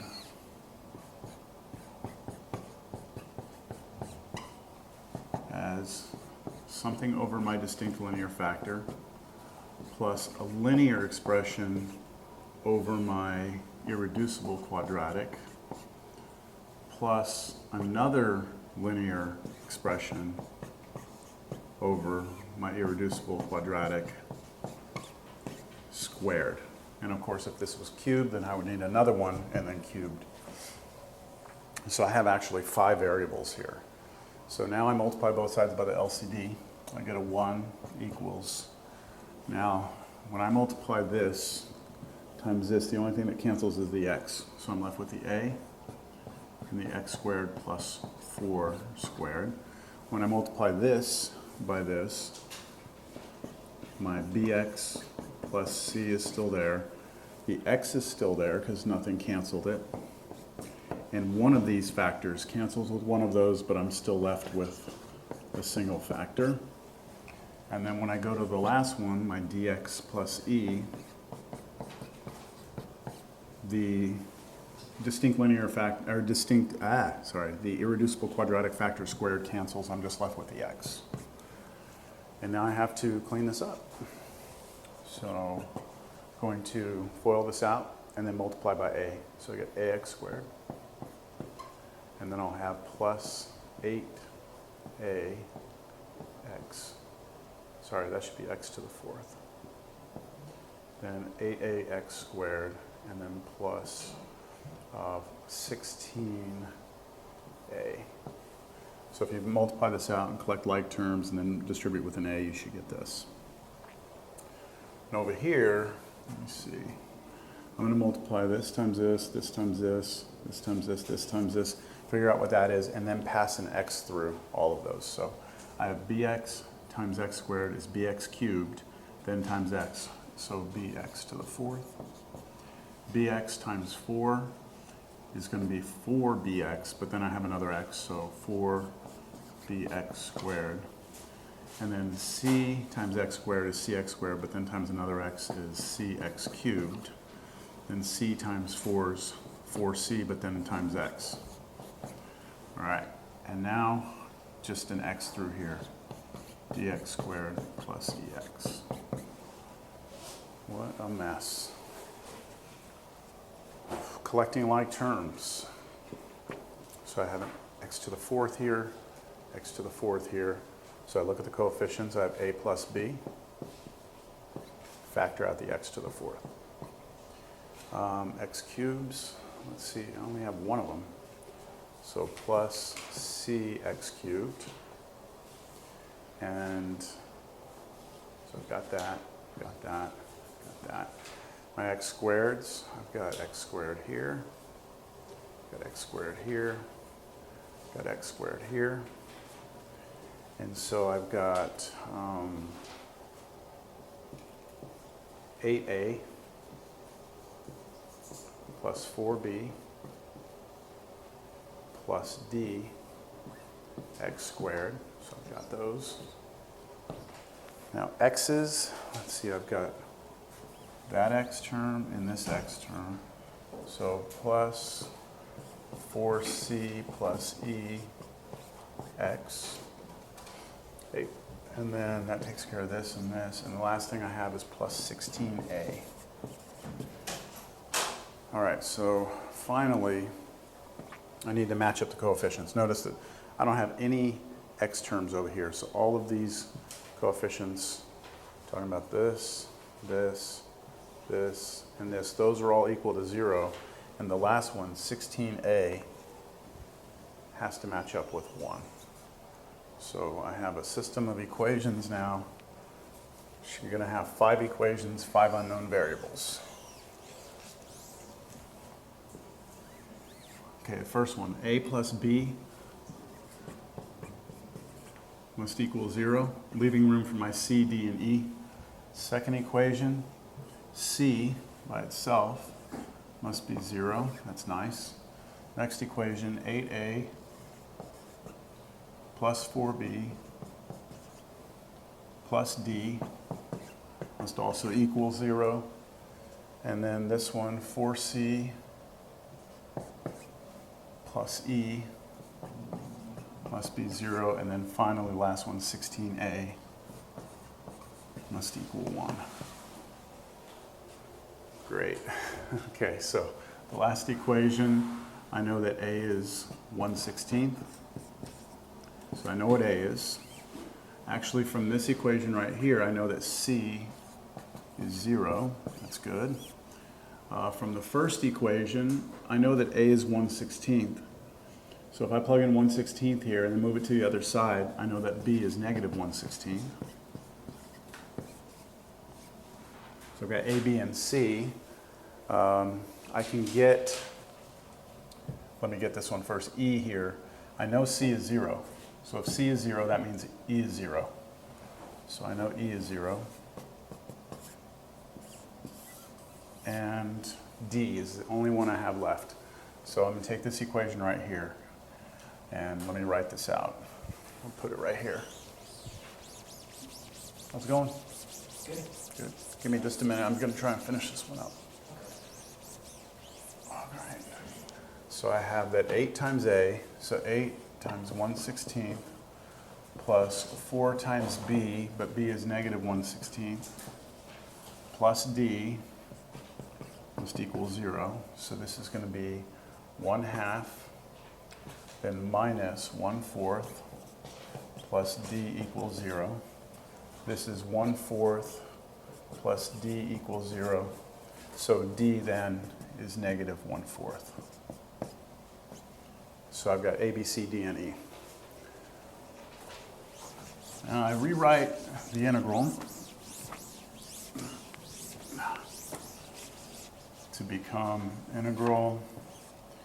All right, it was A over my distinct linear factor. So 1/16 over my distinct linear factor plus. Now bx, negative 1/16 x plus c, but plus nothing. So that over my irreducible quadratic. And then plus, it was a, b, c.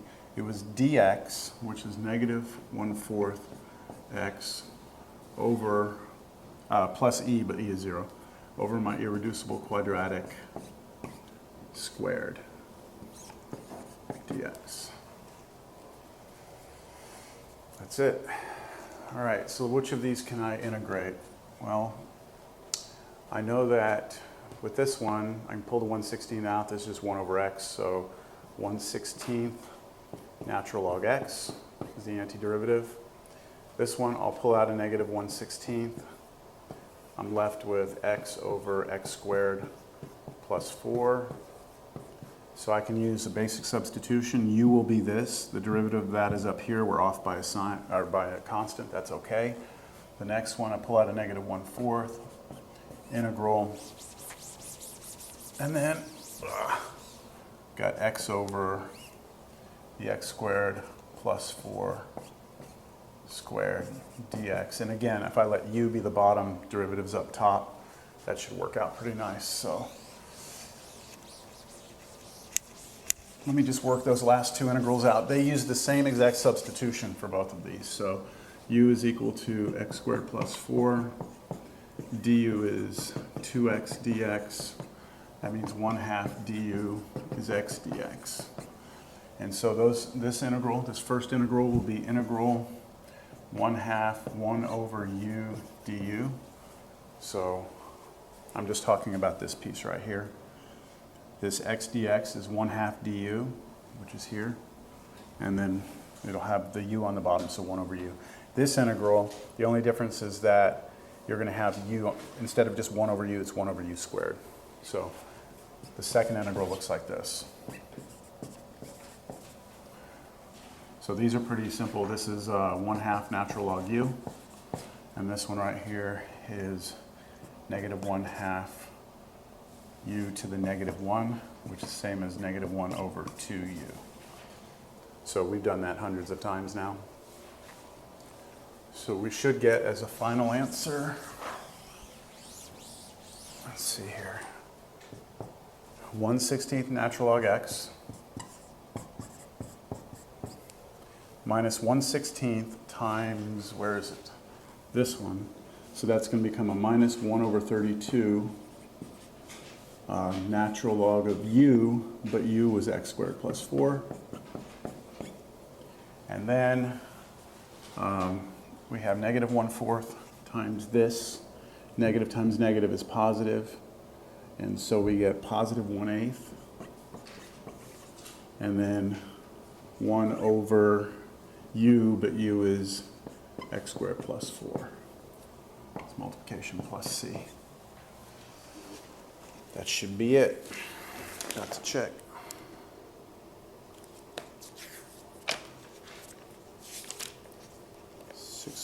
.3, number 31. 1/16 natural log x minus 1/32 natural log x squared plus 4. And then plus 1/8. Yep. Okay, that's it. Anybody here have a question? Yeah. I just wanted to go over the ones I missed on the exam. Sure. Okay. Yeah. I got it back yesterday, but I just got done taking my organic chemistry exam, like right now. Okay. All right, gonna do number 33.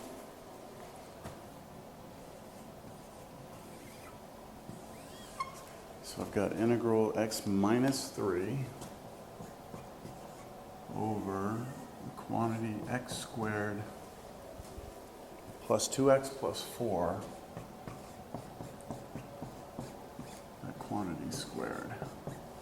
All right, so I have a linear expression over an irreducible quadratic. And so we looked at one of these before we actually started partial fractions. And we said that we could do this if we try to let u be the denominator and take the derivative here and then try and make our linear expression on the top match up with this. So I need a 2x plus 2 on the top. So what I do is I multiply the top and bottom by 2, which leaves me with a 1/2 out here. The 2 goes through. I get 2x, minus 6. That was it. The 2 has to distribute to both terms, 2x minus 6. And then over the x squared plus 2x plus 4 squared dx. Now at this point, I need to make that a 2x plus 2 right here. So I realize I have a hidden 0 right here. It's a minus 6, so I'm going to add 2 and subtract 2.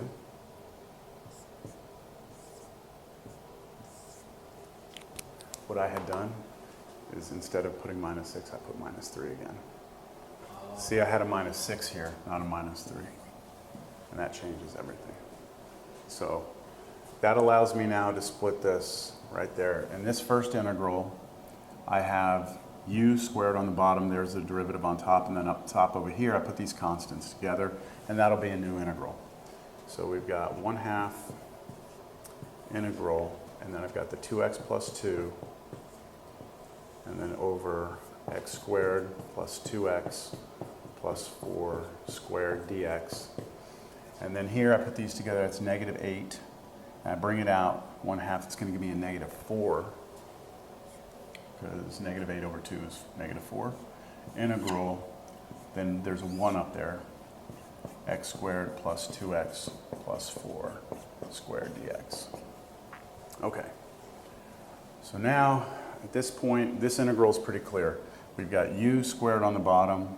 You've got du up here. You've got 1/2. So we're really just trying to figure out what the antiderivative of 1 over u squared is. So u to the negative 2 du. And that's just going to be negative 1 over 2u. That's the antiderivative here. And u, in this case, is that. So this first integral, the answer, is going to be negative 1 over 2 times u, but u is x squared plus 2x plus 4. All right, so that integral is done. Now over here, minus 4, integral of 1 over x squared plus 2x plus 4 squared dx. I need to try and figure out how I handle an irreducible quadratic with a constant on top, but in addition to that, it's squared. So what we did in the past is we actually did a completing of the square on that quadratic, which is what I'll do over here. And then I'll hope for the best after that. So take my x squared plus 2x plus 4. I take half of 2, which is 2 over 2, which is 1, and then I take that answer and I square it, which is also 1. So I go x squared plus 2x, then I take this 1, I add it, I subtract it, and then I still had a plus 4 there. So when I put those together, the first 3 become an x plus 1 squared, and then these two together become plus 3. So this integral now becomes negative 4 integral 1 over, in parentheses, x plus 1 squared plus 3, but all of that was being squared dx. And now you might be thinking arctan here, but the problem is, even though you have like variable squared plus constant squared, the whole thing's being squared, and that arctan doesn't work for that. So I will make a basic substitution right now. I'm going to make a substitution that u is x plus 1, du is dx, and if I do that, I can rewrite this integral as negative 4 integral 1 over, then this becomes u squared plus 3 squared du. So all that does is kind of cleans this up a little bit, makes it a little nicer to look at. And then for this one, you have to do something we did in class, which is a little bit sneaky, is to rewrite this as u squared plus 3, that quantity to the 4th power du. And the reason we do that is because we have a trig substitution we can use for this if it's under a root. So we just kind of rewrite it so it looks like it's under a root. And the trig substitution we use when we have variable squared plus constant squared is a tan theta. And in this case, u will be equal to a, which is root 3 tangent theta. Then du is root 3 secant squared theta, d theta. And the square root of u squared plus 3 is equal to root 3 secant theta. So now I'm ready to rewrite this. And I'll do it back up here.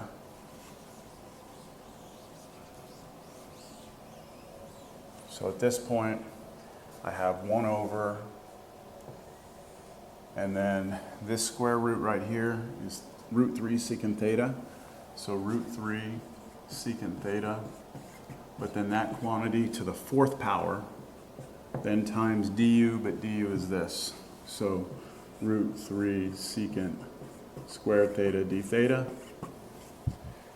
And now I actually have to raise this to the 4th power, so I have to do root 3 times root 3 times root 3 times root 3, which will give you 9. So these together are 3, these together are 3, multiply 9. So I have a 9 on the bottom here, and then up here, just a root 3. So I'm going to bring out of this integral a root 3 on top and a 9 on the bottom. And then I still have integral, and I have secant to the 4th power, and I have secant squared. That leaves me with 1 secant squared in the bottom. And we've seen that before. 1 over secant squared is the same as cosine squared on top.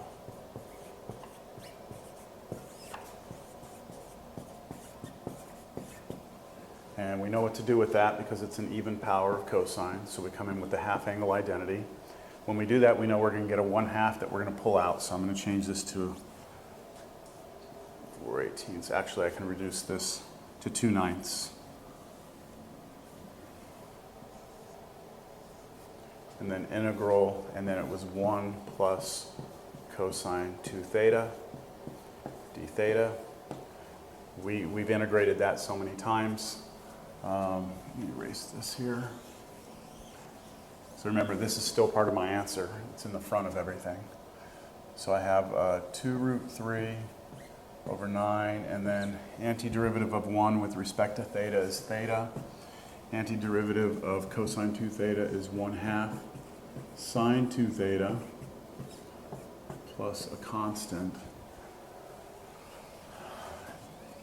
And then this right here, we use double angle identity, and then we rewrite it as 2 sine theta cosine theta, and then the 2 and the 1/2 go away.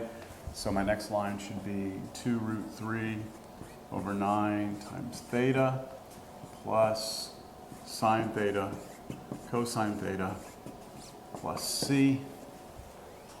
And then I go through and I need to make a reference triangle. And the reference triangle will come off of this information right here. So I have u over root 3 is tangent theta. And then I can get this. See, theta, u, root 3. This side's square root of u squared plus 3. Also, taking arctangent on both sides, I know that theta is equal to arctangent of u over root 3. So I've got everything I need to rewrite this. So this is negative 2 root 3 over 9, and then this theta, which is going to be arctangent of u over root 3. And then I have plus sine theta, don't need this, sine theta, which is u over, what is it, root u squared plus 3 off my triangle. cosine theta, which is root 3 over square root of u squared plus 3, and then that's it, and plus c. And then we have to replace all of our u's with x plus 1. We should be there. So negative 2 root 3 over 9. And then we have arctangent of x plus 1 over root 3. And then plus x plus 1. Oh yeah, well, I'll leave the root 3 here. Times root 3. And then on the bottom, we can put these two together, which means all we're going to get is this without the root. So u squared plus 3. So u is x plus 1 squared plus 3. Close parentheses plus c. And then you could multiply this through here to here and have that in the very beginning. So let's go ahead and write that out. That should be our final result. So this times this, negative 2 root 3 over 9, arctangent x plus 1 over root 3, and then this times this. Notice that this root 3 here and this root 3 come together. When they come together, they become a 3. 3 over 9 leaves a 3 on the bottom, so I get negative 2/3 times what was still up here, x plus 1, and then what was down here, which was in parentheses, x plus 1 squared plus 3. And all that plus c. All right, double check that. Okay, that's it. That's number 33.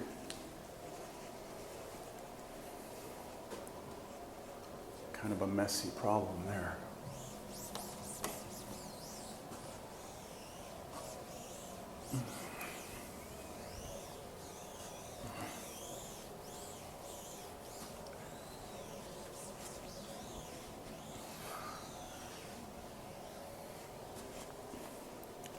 Okay, number 35. Integral square root of x over x minus 4. And they give you a hint here. They say, make a substitution to express the integrand as a rational function and then evaluate.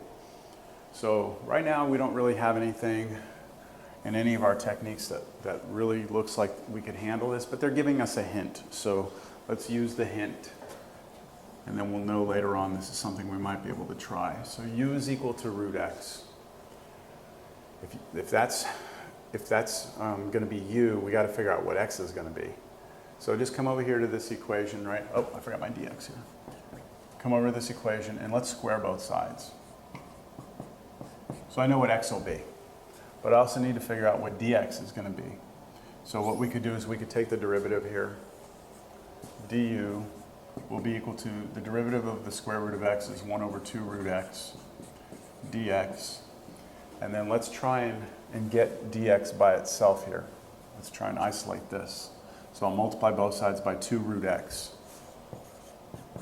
Du equals dx. Is that supposed to be a negative? Mm-mm. You took the derivative of square root of x, isn't x in 1/2, and you take the derivative, so it should be minus 1/2? Mm-mm. Yes, but then it drops down. That means when it's to the negative 1/2, right? Because this is x to the 1/2. So 1/2 comes out, and then x to the negative 1/2, and then it pops down. So normally we don't like dx to have, when we're going to rewrite dx, we don't want the new expression to have x in it, so we're trying to get everything in terms of u. But in this particular problem, we get lucky, because square root of x is actually u. So this is just 2u du. I did this a long time ago at the beginning of class when we were first doing substitution. And I showed you that, in fact, you could have taken the derivative of this line and done it implicitly. So the derivative of u squared is 2u du, and the derivative of the right side is just dx. And that matches exactly this right here. So you could have done it that way also. Okay, so let's rewrite the integral. We have integral square root of x is going to be u over x, which was u squared, minus 4, and then dx, which was 2u du. And then if we multiply the 2u on top here and pull the 2 out, we have a 2 integral u squared over u squared minus 4 du. And we can't do anything simple with that because, well, you can't split it up into two fractions, and so we're stuck. But it's a rational function. And so we go through the steps for partial fractions. And the first step for partial fractions is to check the degree of the numerator and denominator. In this case, the degrees are the same. And if the degrees are the same, you have to do long division. So I'm going to rewrite this as, or do my long division. I've got u squared on top there, got u squared minus 4 on the outside. And so what I'll do is I'll figure out what I multiply u squared by to get u squared. That's 1. Then I'll multiply, get u squared minus 4. Come through and I'll subtract this row, which changes the signs.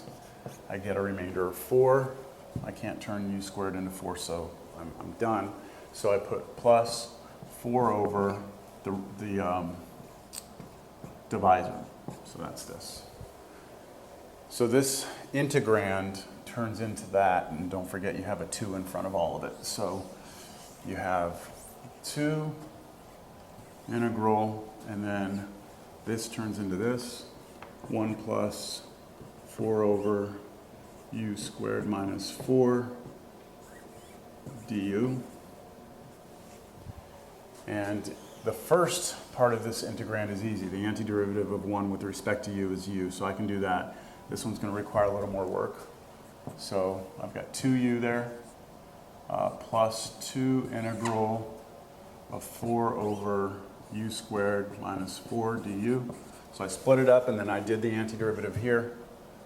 And I'm actually going to pull the 4 out, make that an 8 out here.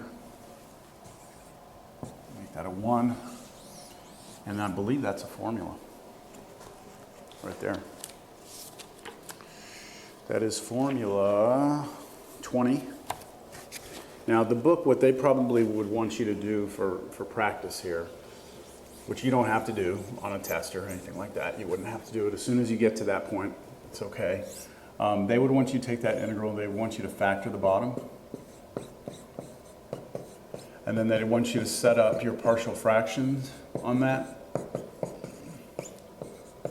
And then go through and play that game because you have 2 distinct linear factors here. But because this is a formula, I'm going to use that. So this should be equal to 2u plus 8. Formula 20 says times, let's see, 1 over 2 times a, and in this case a is 2, it's the square root of 4. And then we have natural log of u minus a, so for us it'll be u minus 2 over u plus 2, or u plus a, so u plus 2. And that's it. So we get 2u plus, what's that for, 2 natural log of u minus 2 for u plus 2 plus c, plus c. And now what was u? U was square root of x. So 2 root x plus 2 natural log square root of x minus 2 or square root of x plus 2 plus c.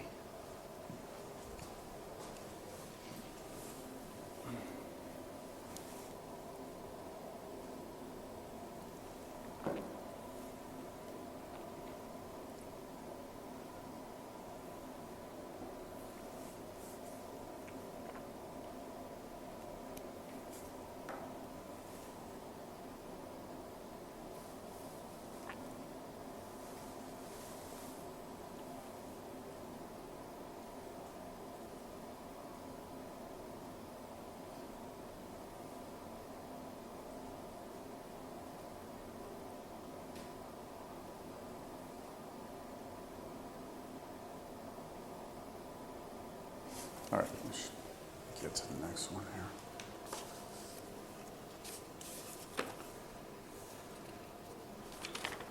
What am I on? 36. 7. Okay.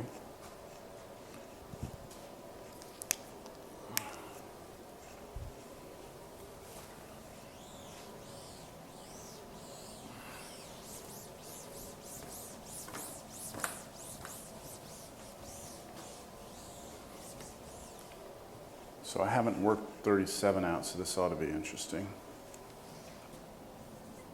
I'm not going to cheat, and I'm not going to look at the solution manual. I'm just going to see how I do with this. X cubed over cube root x squared plus 1 dx. Now this still falls into the section where they say make a substitution first, but they don't tell you what the substitution is. So I'm just go for something here. I don't know why, but I'm going to go with u is x squared plus 1.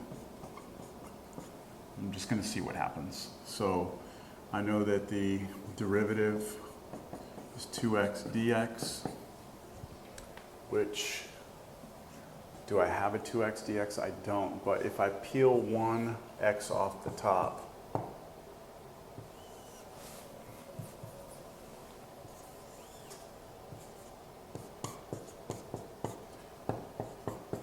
then I do have an x dx right there.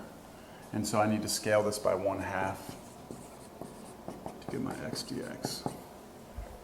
So I can rewrite this integral. Okay, what's x squared? Well, I have to come up to this and I have to solve for x squared. So x squared is u minus 1. So I get u minus 1 right here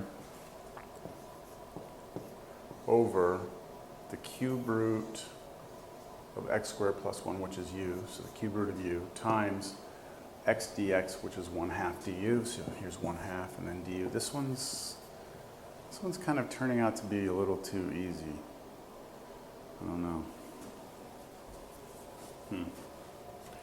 So 1/2 integral, I can split this into two fractions. It's u over root 3, or cube root of u, and then minus 1 over cube root of u du. And that I'll just be able to use power rule on, so I don't see why this one's number 37, but oh well. Okay, so this is u to the first power over u to the 1/3 power. So that's u to the 2/3 power. And this is just minus u to the negative 1/3 power du, and then just power rule. So 1/2, and then antiderivative here. I add 1 to that. 2/3 plus 1 is 5/3. In front of it, I need to put 1 over 5/3, so that's 3/5 u to the 5/3. Minus, let's see, I add 1 to this. I get 2/3. 1 over 2/3 is 3/2 u to the 2/3. And then plus c. And now I just replace u with the substitution, which was x squared plus 1. So 3/5 x squared plus 1 to the 5/3 minus 3/2 x squared plus 1 to the 2/3 plus c. And I suppose you could factor stuff out there, but let me just see if this matches up with what they've got. I'm sure they didn't do it this way.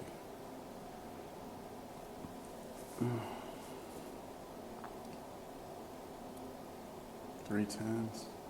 Yes, they did do it this way. Or, I'm sorry, that is the correct answer. They did a different substitution. Okay. So let's look, now that I've looked at the solutions, let's look at theirs. I mean, we got the same answer. We're going to get the same answer, but let's see their substitution versus this one. The one I did worked, but... You put it all on one board. Yeah, and I got it all in 5 minutes. Theirs goes quick too. They use u as the entire denominator. And then they cube both sides.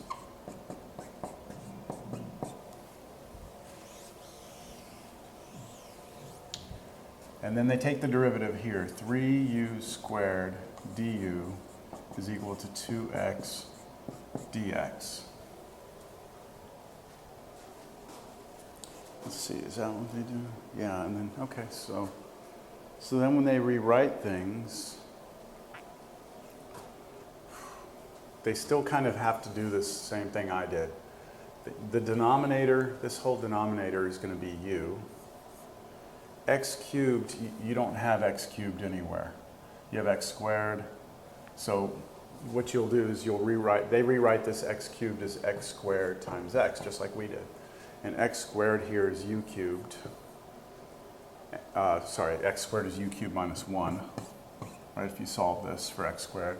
And then x dx, right here, x dx is actually, you have to bring the 2 over, so 3 halves u squared du. And then take the 3 halves out, distribute this u through, so you get u to the 5th minus u squared over u du, which is 3 halves integral u to the 4th minus u du. Let's see if I'm on the same page as they are here. Yeah, that's it. And then and then antiderivative of each of these. 3 halves, antiderivative there is 1/5 u to the 5th. Antiderivative there is 1/2 u squared, then plus a constant. And then if you change u is this. So let me just show you what this one piece would be. That would be the cube root of x squared plus 1 to the 5th, but that's the same as x squared plus 1 to the 5/3. And that matches up with my answer. And that one over here would be x squared plus 1 to the 2/3. So same result, 2 different substitutions got you to the same answer. But it's worth seeing. 2 more problems, and I'm done with this section. Do you have any questions, or are you good? You good? This next one looks fun. 39. E to the 2x over e to the 2x plus 3e to the x plus 2.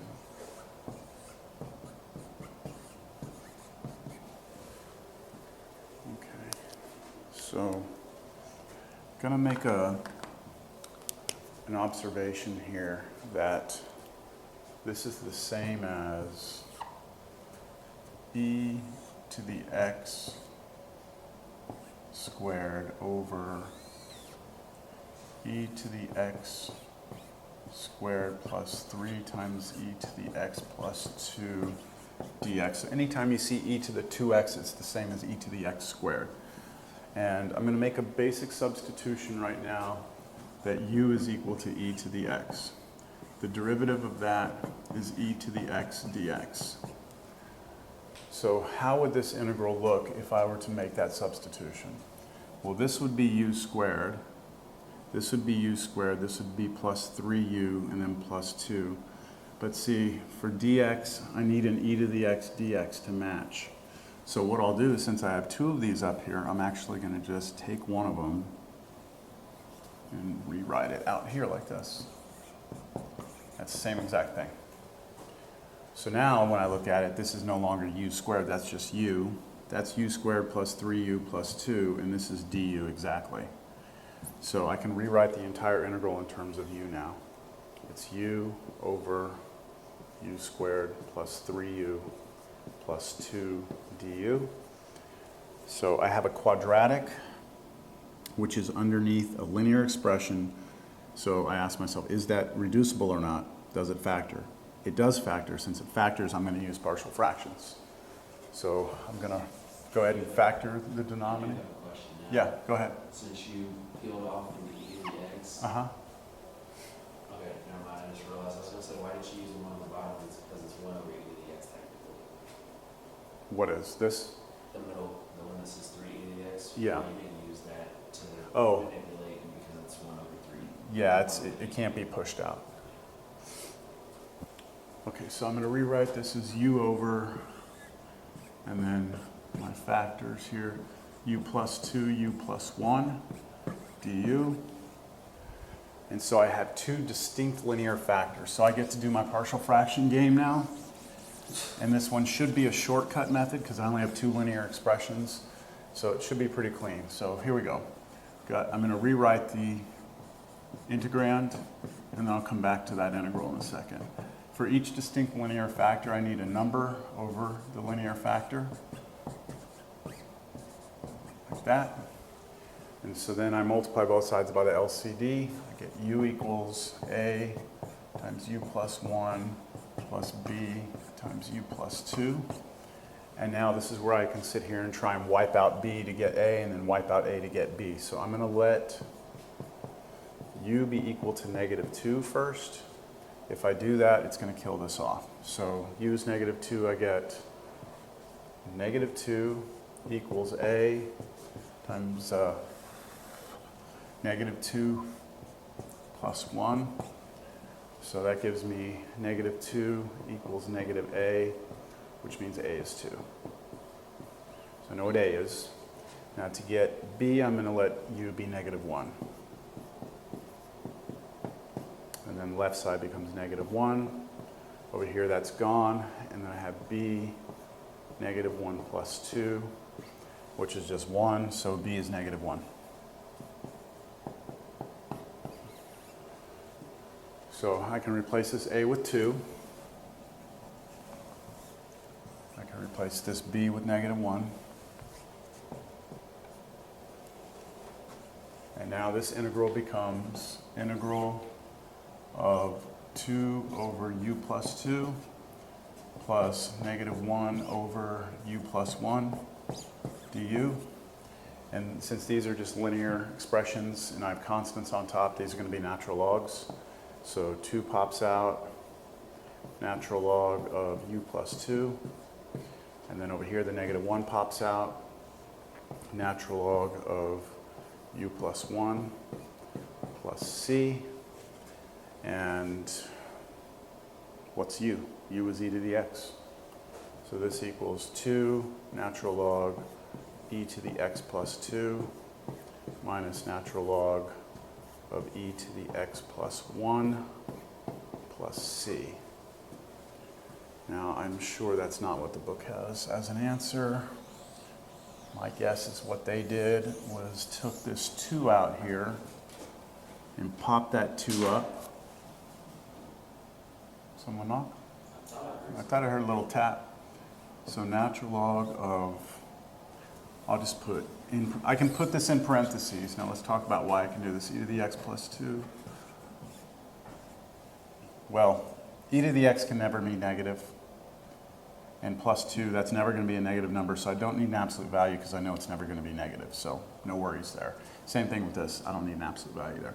So the 2 comes up, all right, and that becomes that squared, and then minus natural log of e to the x plus 1. Oh, I just said I don't need the absolute value, plus a constant.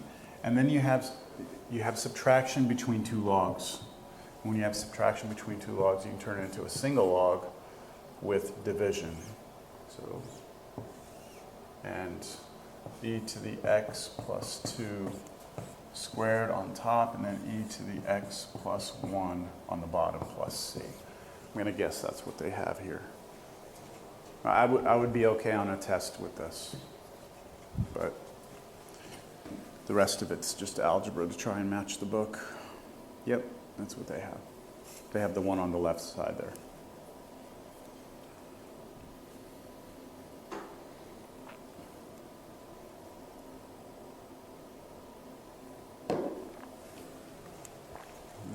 Going to do number 41 now.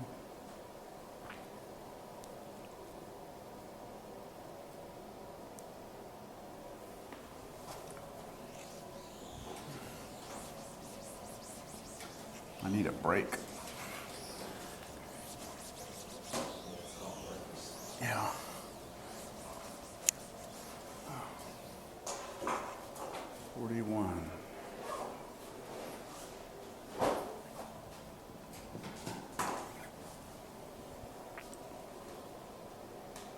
integral natural log x squared minus x.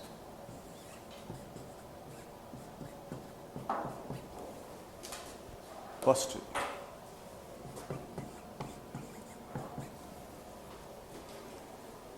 So I haven't seen anything like this before. Well, we actually have, but it was a while ago. And you're trying to figure out, you know, is there a basic substitution? No. Is that partial fractions? No. Is it what do you call it? Rational, is it a rational function for partial fractions? No. No trig substitution. Integration by parts, possibly.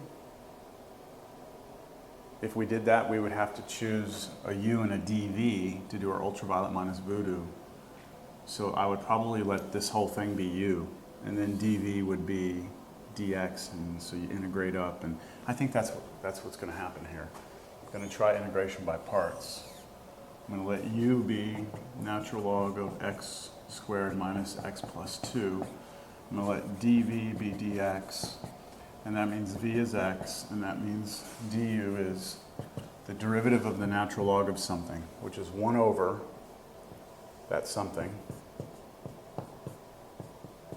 times the derivative of what's in here, which is 2x minus 1 dx.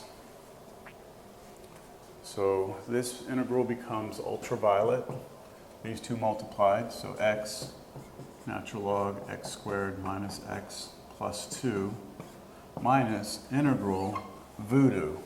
Now voodoo are these two multiplied together, and keep in mind that this 2x minus 1 is really up on top like this. So when you multiply this times this, the x distributes through the top. So you get 2x squared minus x over x squared minus x plus 2 dx. And that is a rational expression. Polynomial divided by a polynomial. The powers are the same, so I've got to do long division first. And this is an irreducible quadratic, so I won't ever be able to factor that, which means that I'm going to have to use that technique where I try and match the du to the top and come in with a hidden 0 and then break it apart and then do completing of the square, and so this is going to be a long problem, which is why it's number 41 probably. Is this the last one? This is the last one, yeah. So you're going to use two different integration techniques. Yeah, you're using integration by parts followed by some partial fraction stuff, which is just going to be the long division part, followed by that weird matching massaging game, and then completing the square. And You might want to save your first. geez, completing squares. I hope we won't need trig sub for that. You might want to save. Yeah, this, I just have to remember this is here. All right, let me do long division over there. 2x squared minus x on the outside, x squared minus x plus 2 here. To turn x squared into this, I need to multiply by 2. So 2, and I get 2x squared minus 2x plus 4. And then I come through, I subtract or change the signs, and these go away. I get x, and then I get minus 4. So my remainder is x minus 4 over x squared minus x plus 2. So this integral right here becomes minus integral 2 plus x minus 4 over x squared minus x plus 2 dx. I can take the antiderivative of 2. That's just going to be 2x. And then I have to figure out what this is. So what I'm going to do is up here, I'm going to write down where I am so far. I have minus then the antiderivative of that, so minus 2x. And then I have, the next part is whatever this is, so minus integral x minus 4 for x squared minus x plus 2 dx. So whatever I get from this, I'll slap it on right there, and that'll be my final answer. So when I'm here, I have a linear expression over a quadratic expression. The quadratic is irreducible because I cannot factor that. When this happens, We let u be the bottom. We take the derivative. 2x minus 1 is what we want. We don't have 2x minus 1. So I come in here and I force a 2 over 2 here. And when I do that, this integral now becomes negative 1/2 integral, distribute the 2 through to both of them, 2x minus 8 over the x squared minus x plus 2 dx. And then I need it to be 2x minus 1. So I have to insert a minus 1 plus 1 here. So right here, I insert minus 1 plus 1 so that it will match this right here. And that will become negative 1/2 integral. So I have the 2x minus 1, that's the first part, and that's going to be over the bottom. And then I'm going to have a separate integral, which I'll still bring the negative 1/2 with me. Oh, forgot my dx. Bring the 1/2 with me, new integral, and it's going to be whatever was left here. So I already used the 2x to minus 1. I have plus 1 minus 7, or minus 8, which is going to be negative 7 over the x squared minus x plus 2 dx. This one right here is just u, and that's du. Perfect, that's just 1 over u du. Antiderivative of that is natural log of u. But u was this. So I can tack that onto my answer up here. Minus 1/2 natural log of x squared minus x plus 2. And now I still have more. I still need to figure out what that one is.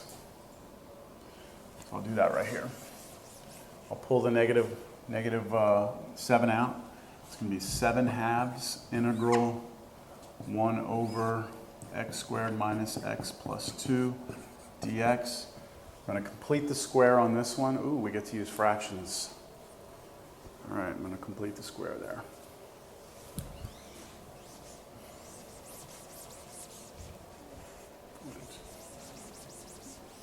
Okay, so when I complete the square, take x squared minus x plus 2. The number in front of x is negative 1. I divide it by 2. That's my first number. I take that number, I square it. That gives me 1/4. So I'm going to add and subtract 1/4. X squared minus x plus 1/4 minus 1/4 plus 2. The first three terms guaranteed a factor to be x and then this number, minus 1/2. And then I have to put these two together. Negative 1/4 plus 2 is the same as negative 1/4 plus 8/4, which is 7/4.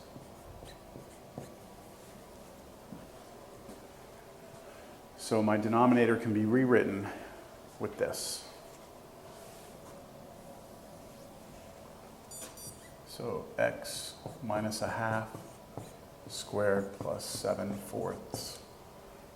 Ooh, yes. I like it. This is arctan. Got a variable squared plus constant squared. Nothing else happening. So I can make a basic substitution if I want of x minus 1/2. Du is dx.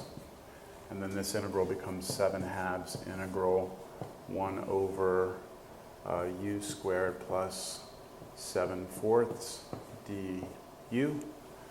And I just need to figure out what a is. So a is the square root of that. So a is going to be root 7 over 2. And so this integral right here becomes 7/2 from out front times the formula number 17 for this right here, which is 1 over a, which is 1 over this, so flip that over. Arctangent of u over a. So u over a, but u is this. So u over a, which is root 7 over 2, and they most likely would flip this up and pass the 2 through there, and then we could cancel these 2's. So we get like 7 over root 7 arctangent of 2x minus 1 over root 7. And then you could actually rationalize that. But you take this answer and put it right there, okay, to this, add that to it, plus c. That's it.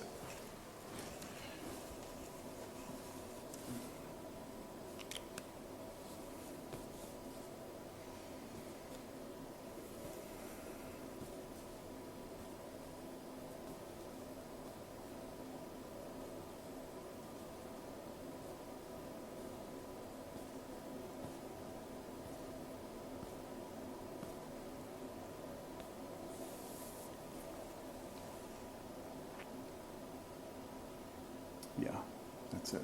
The only thing they did in the book was a little different, is that these two are the same.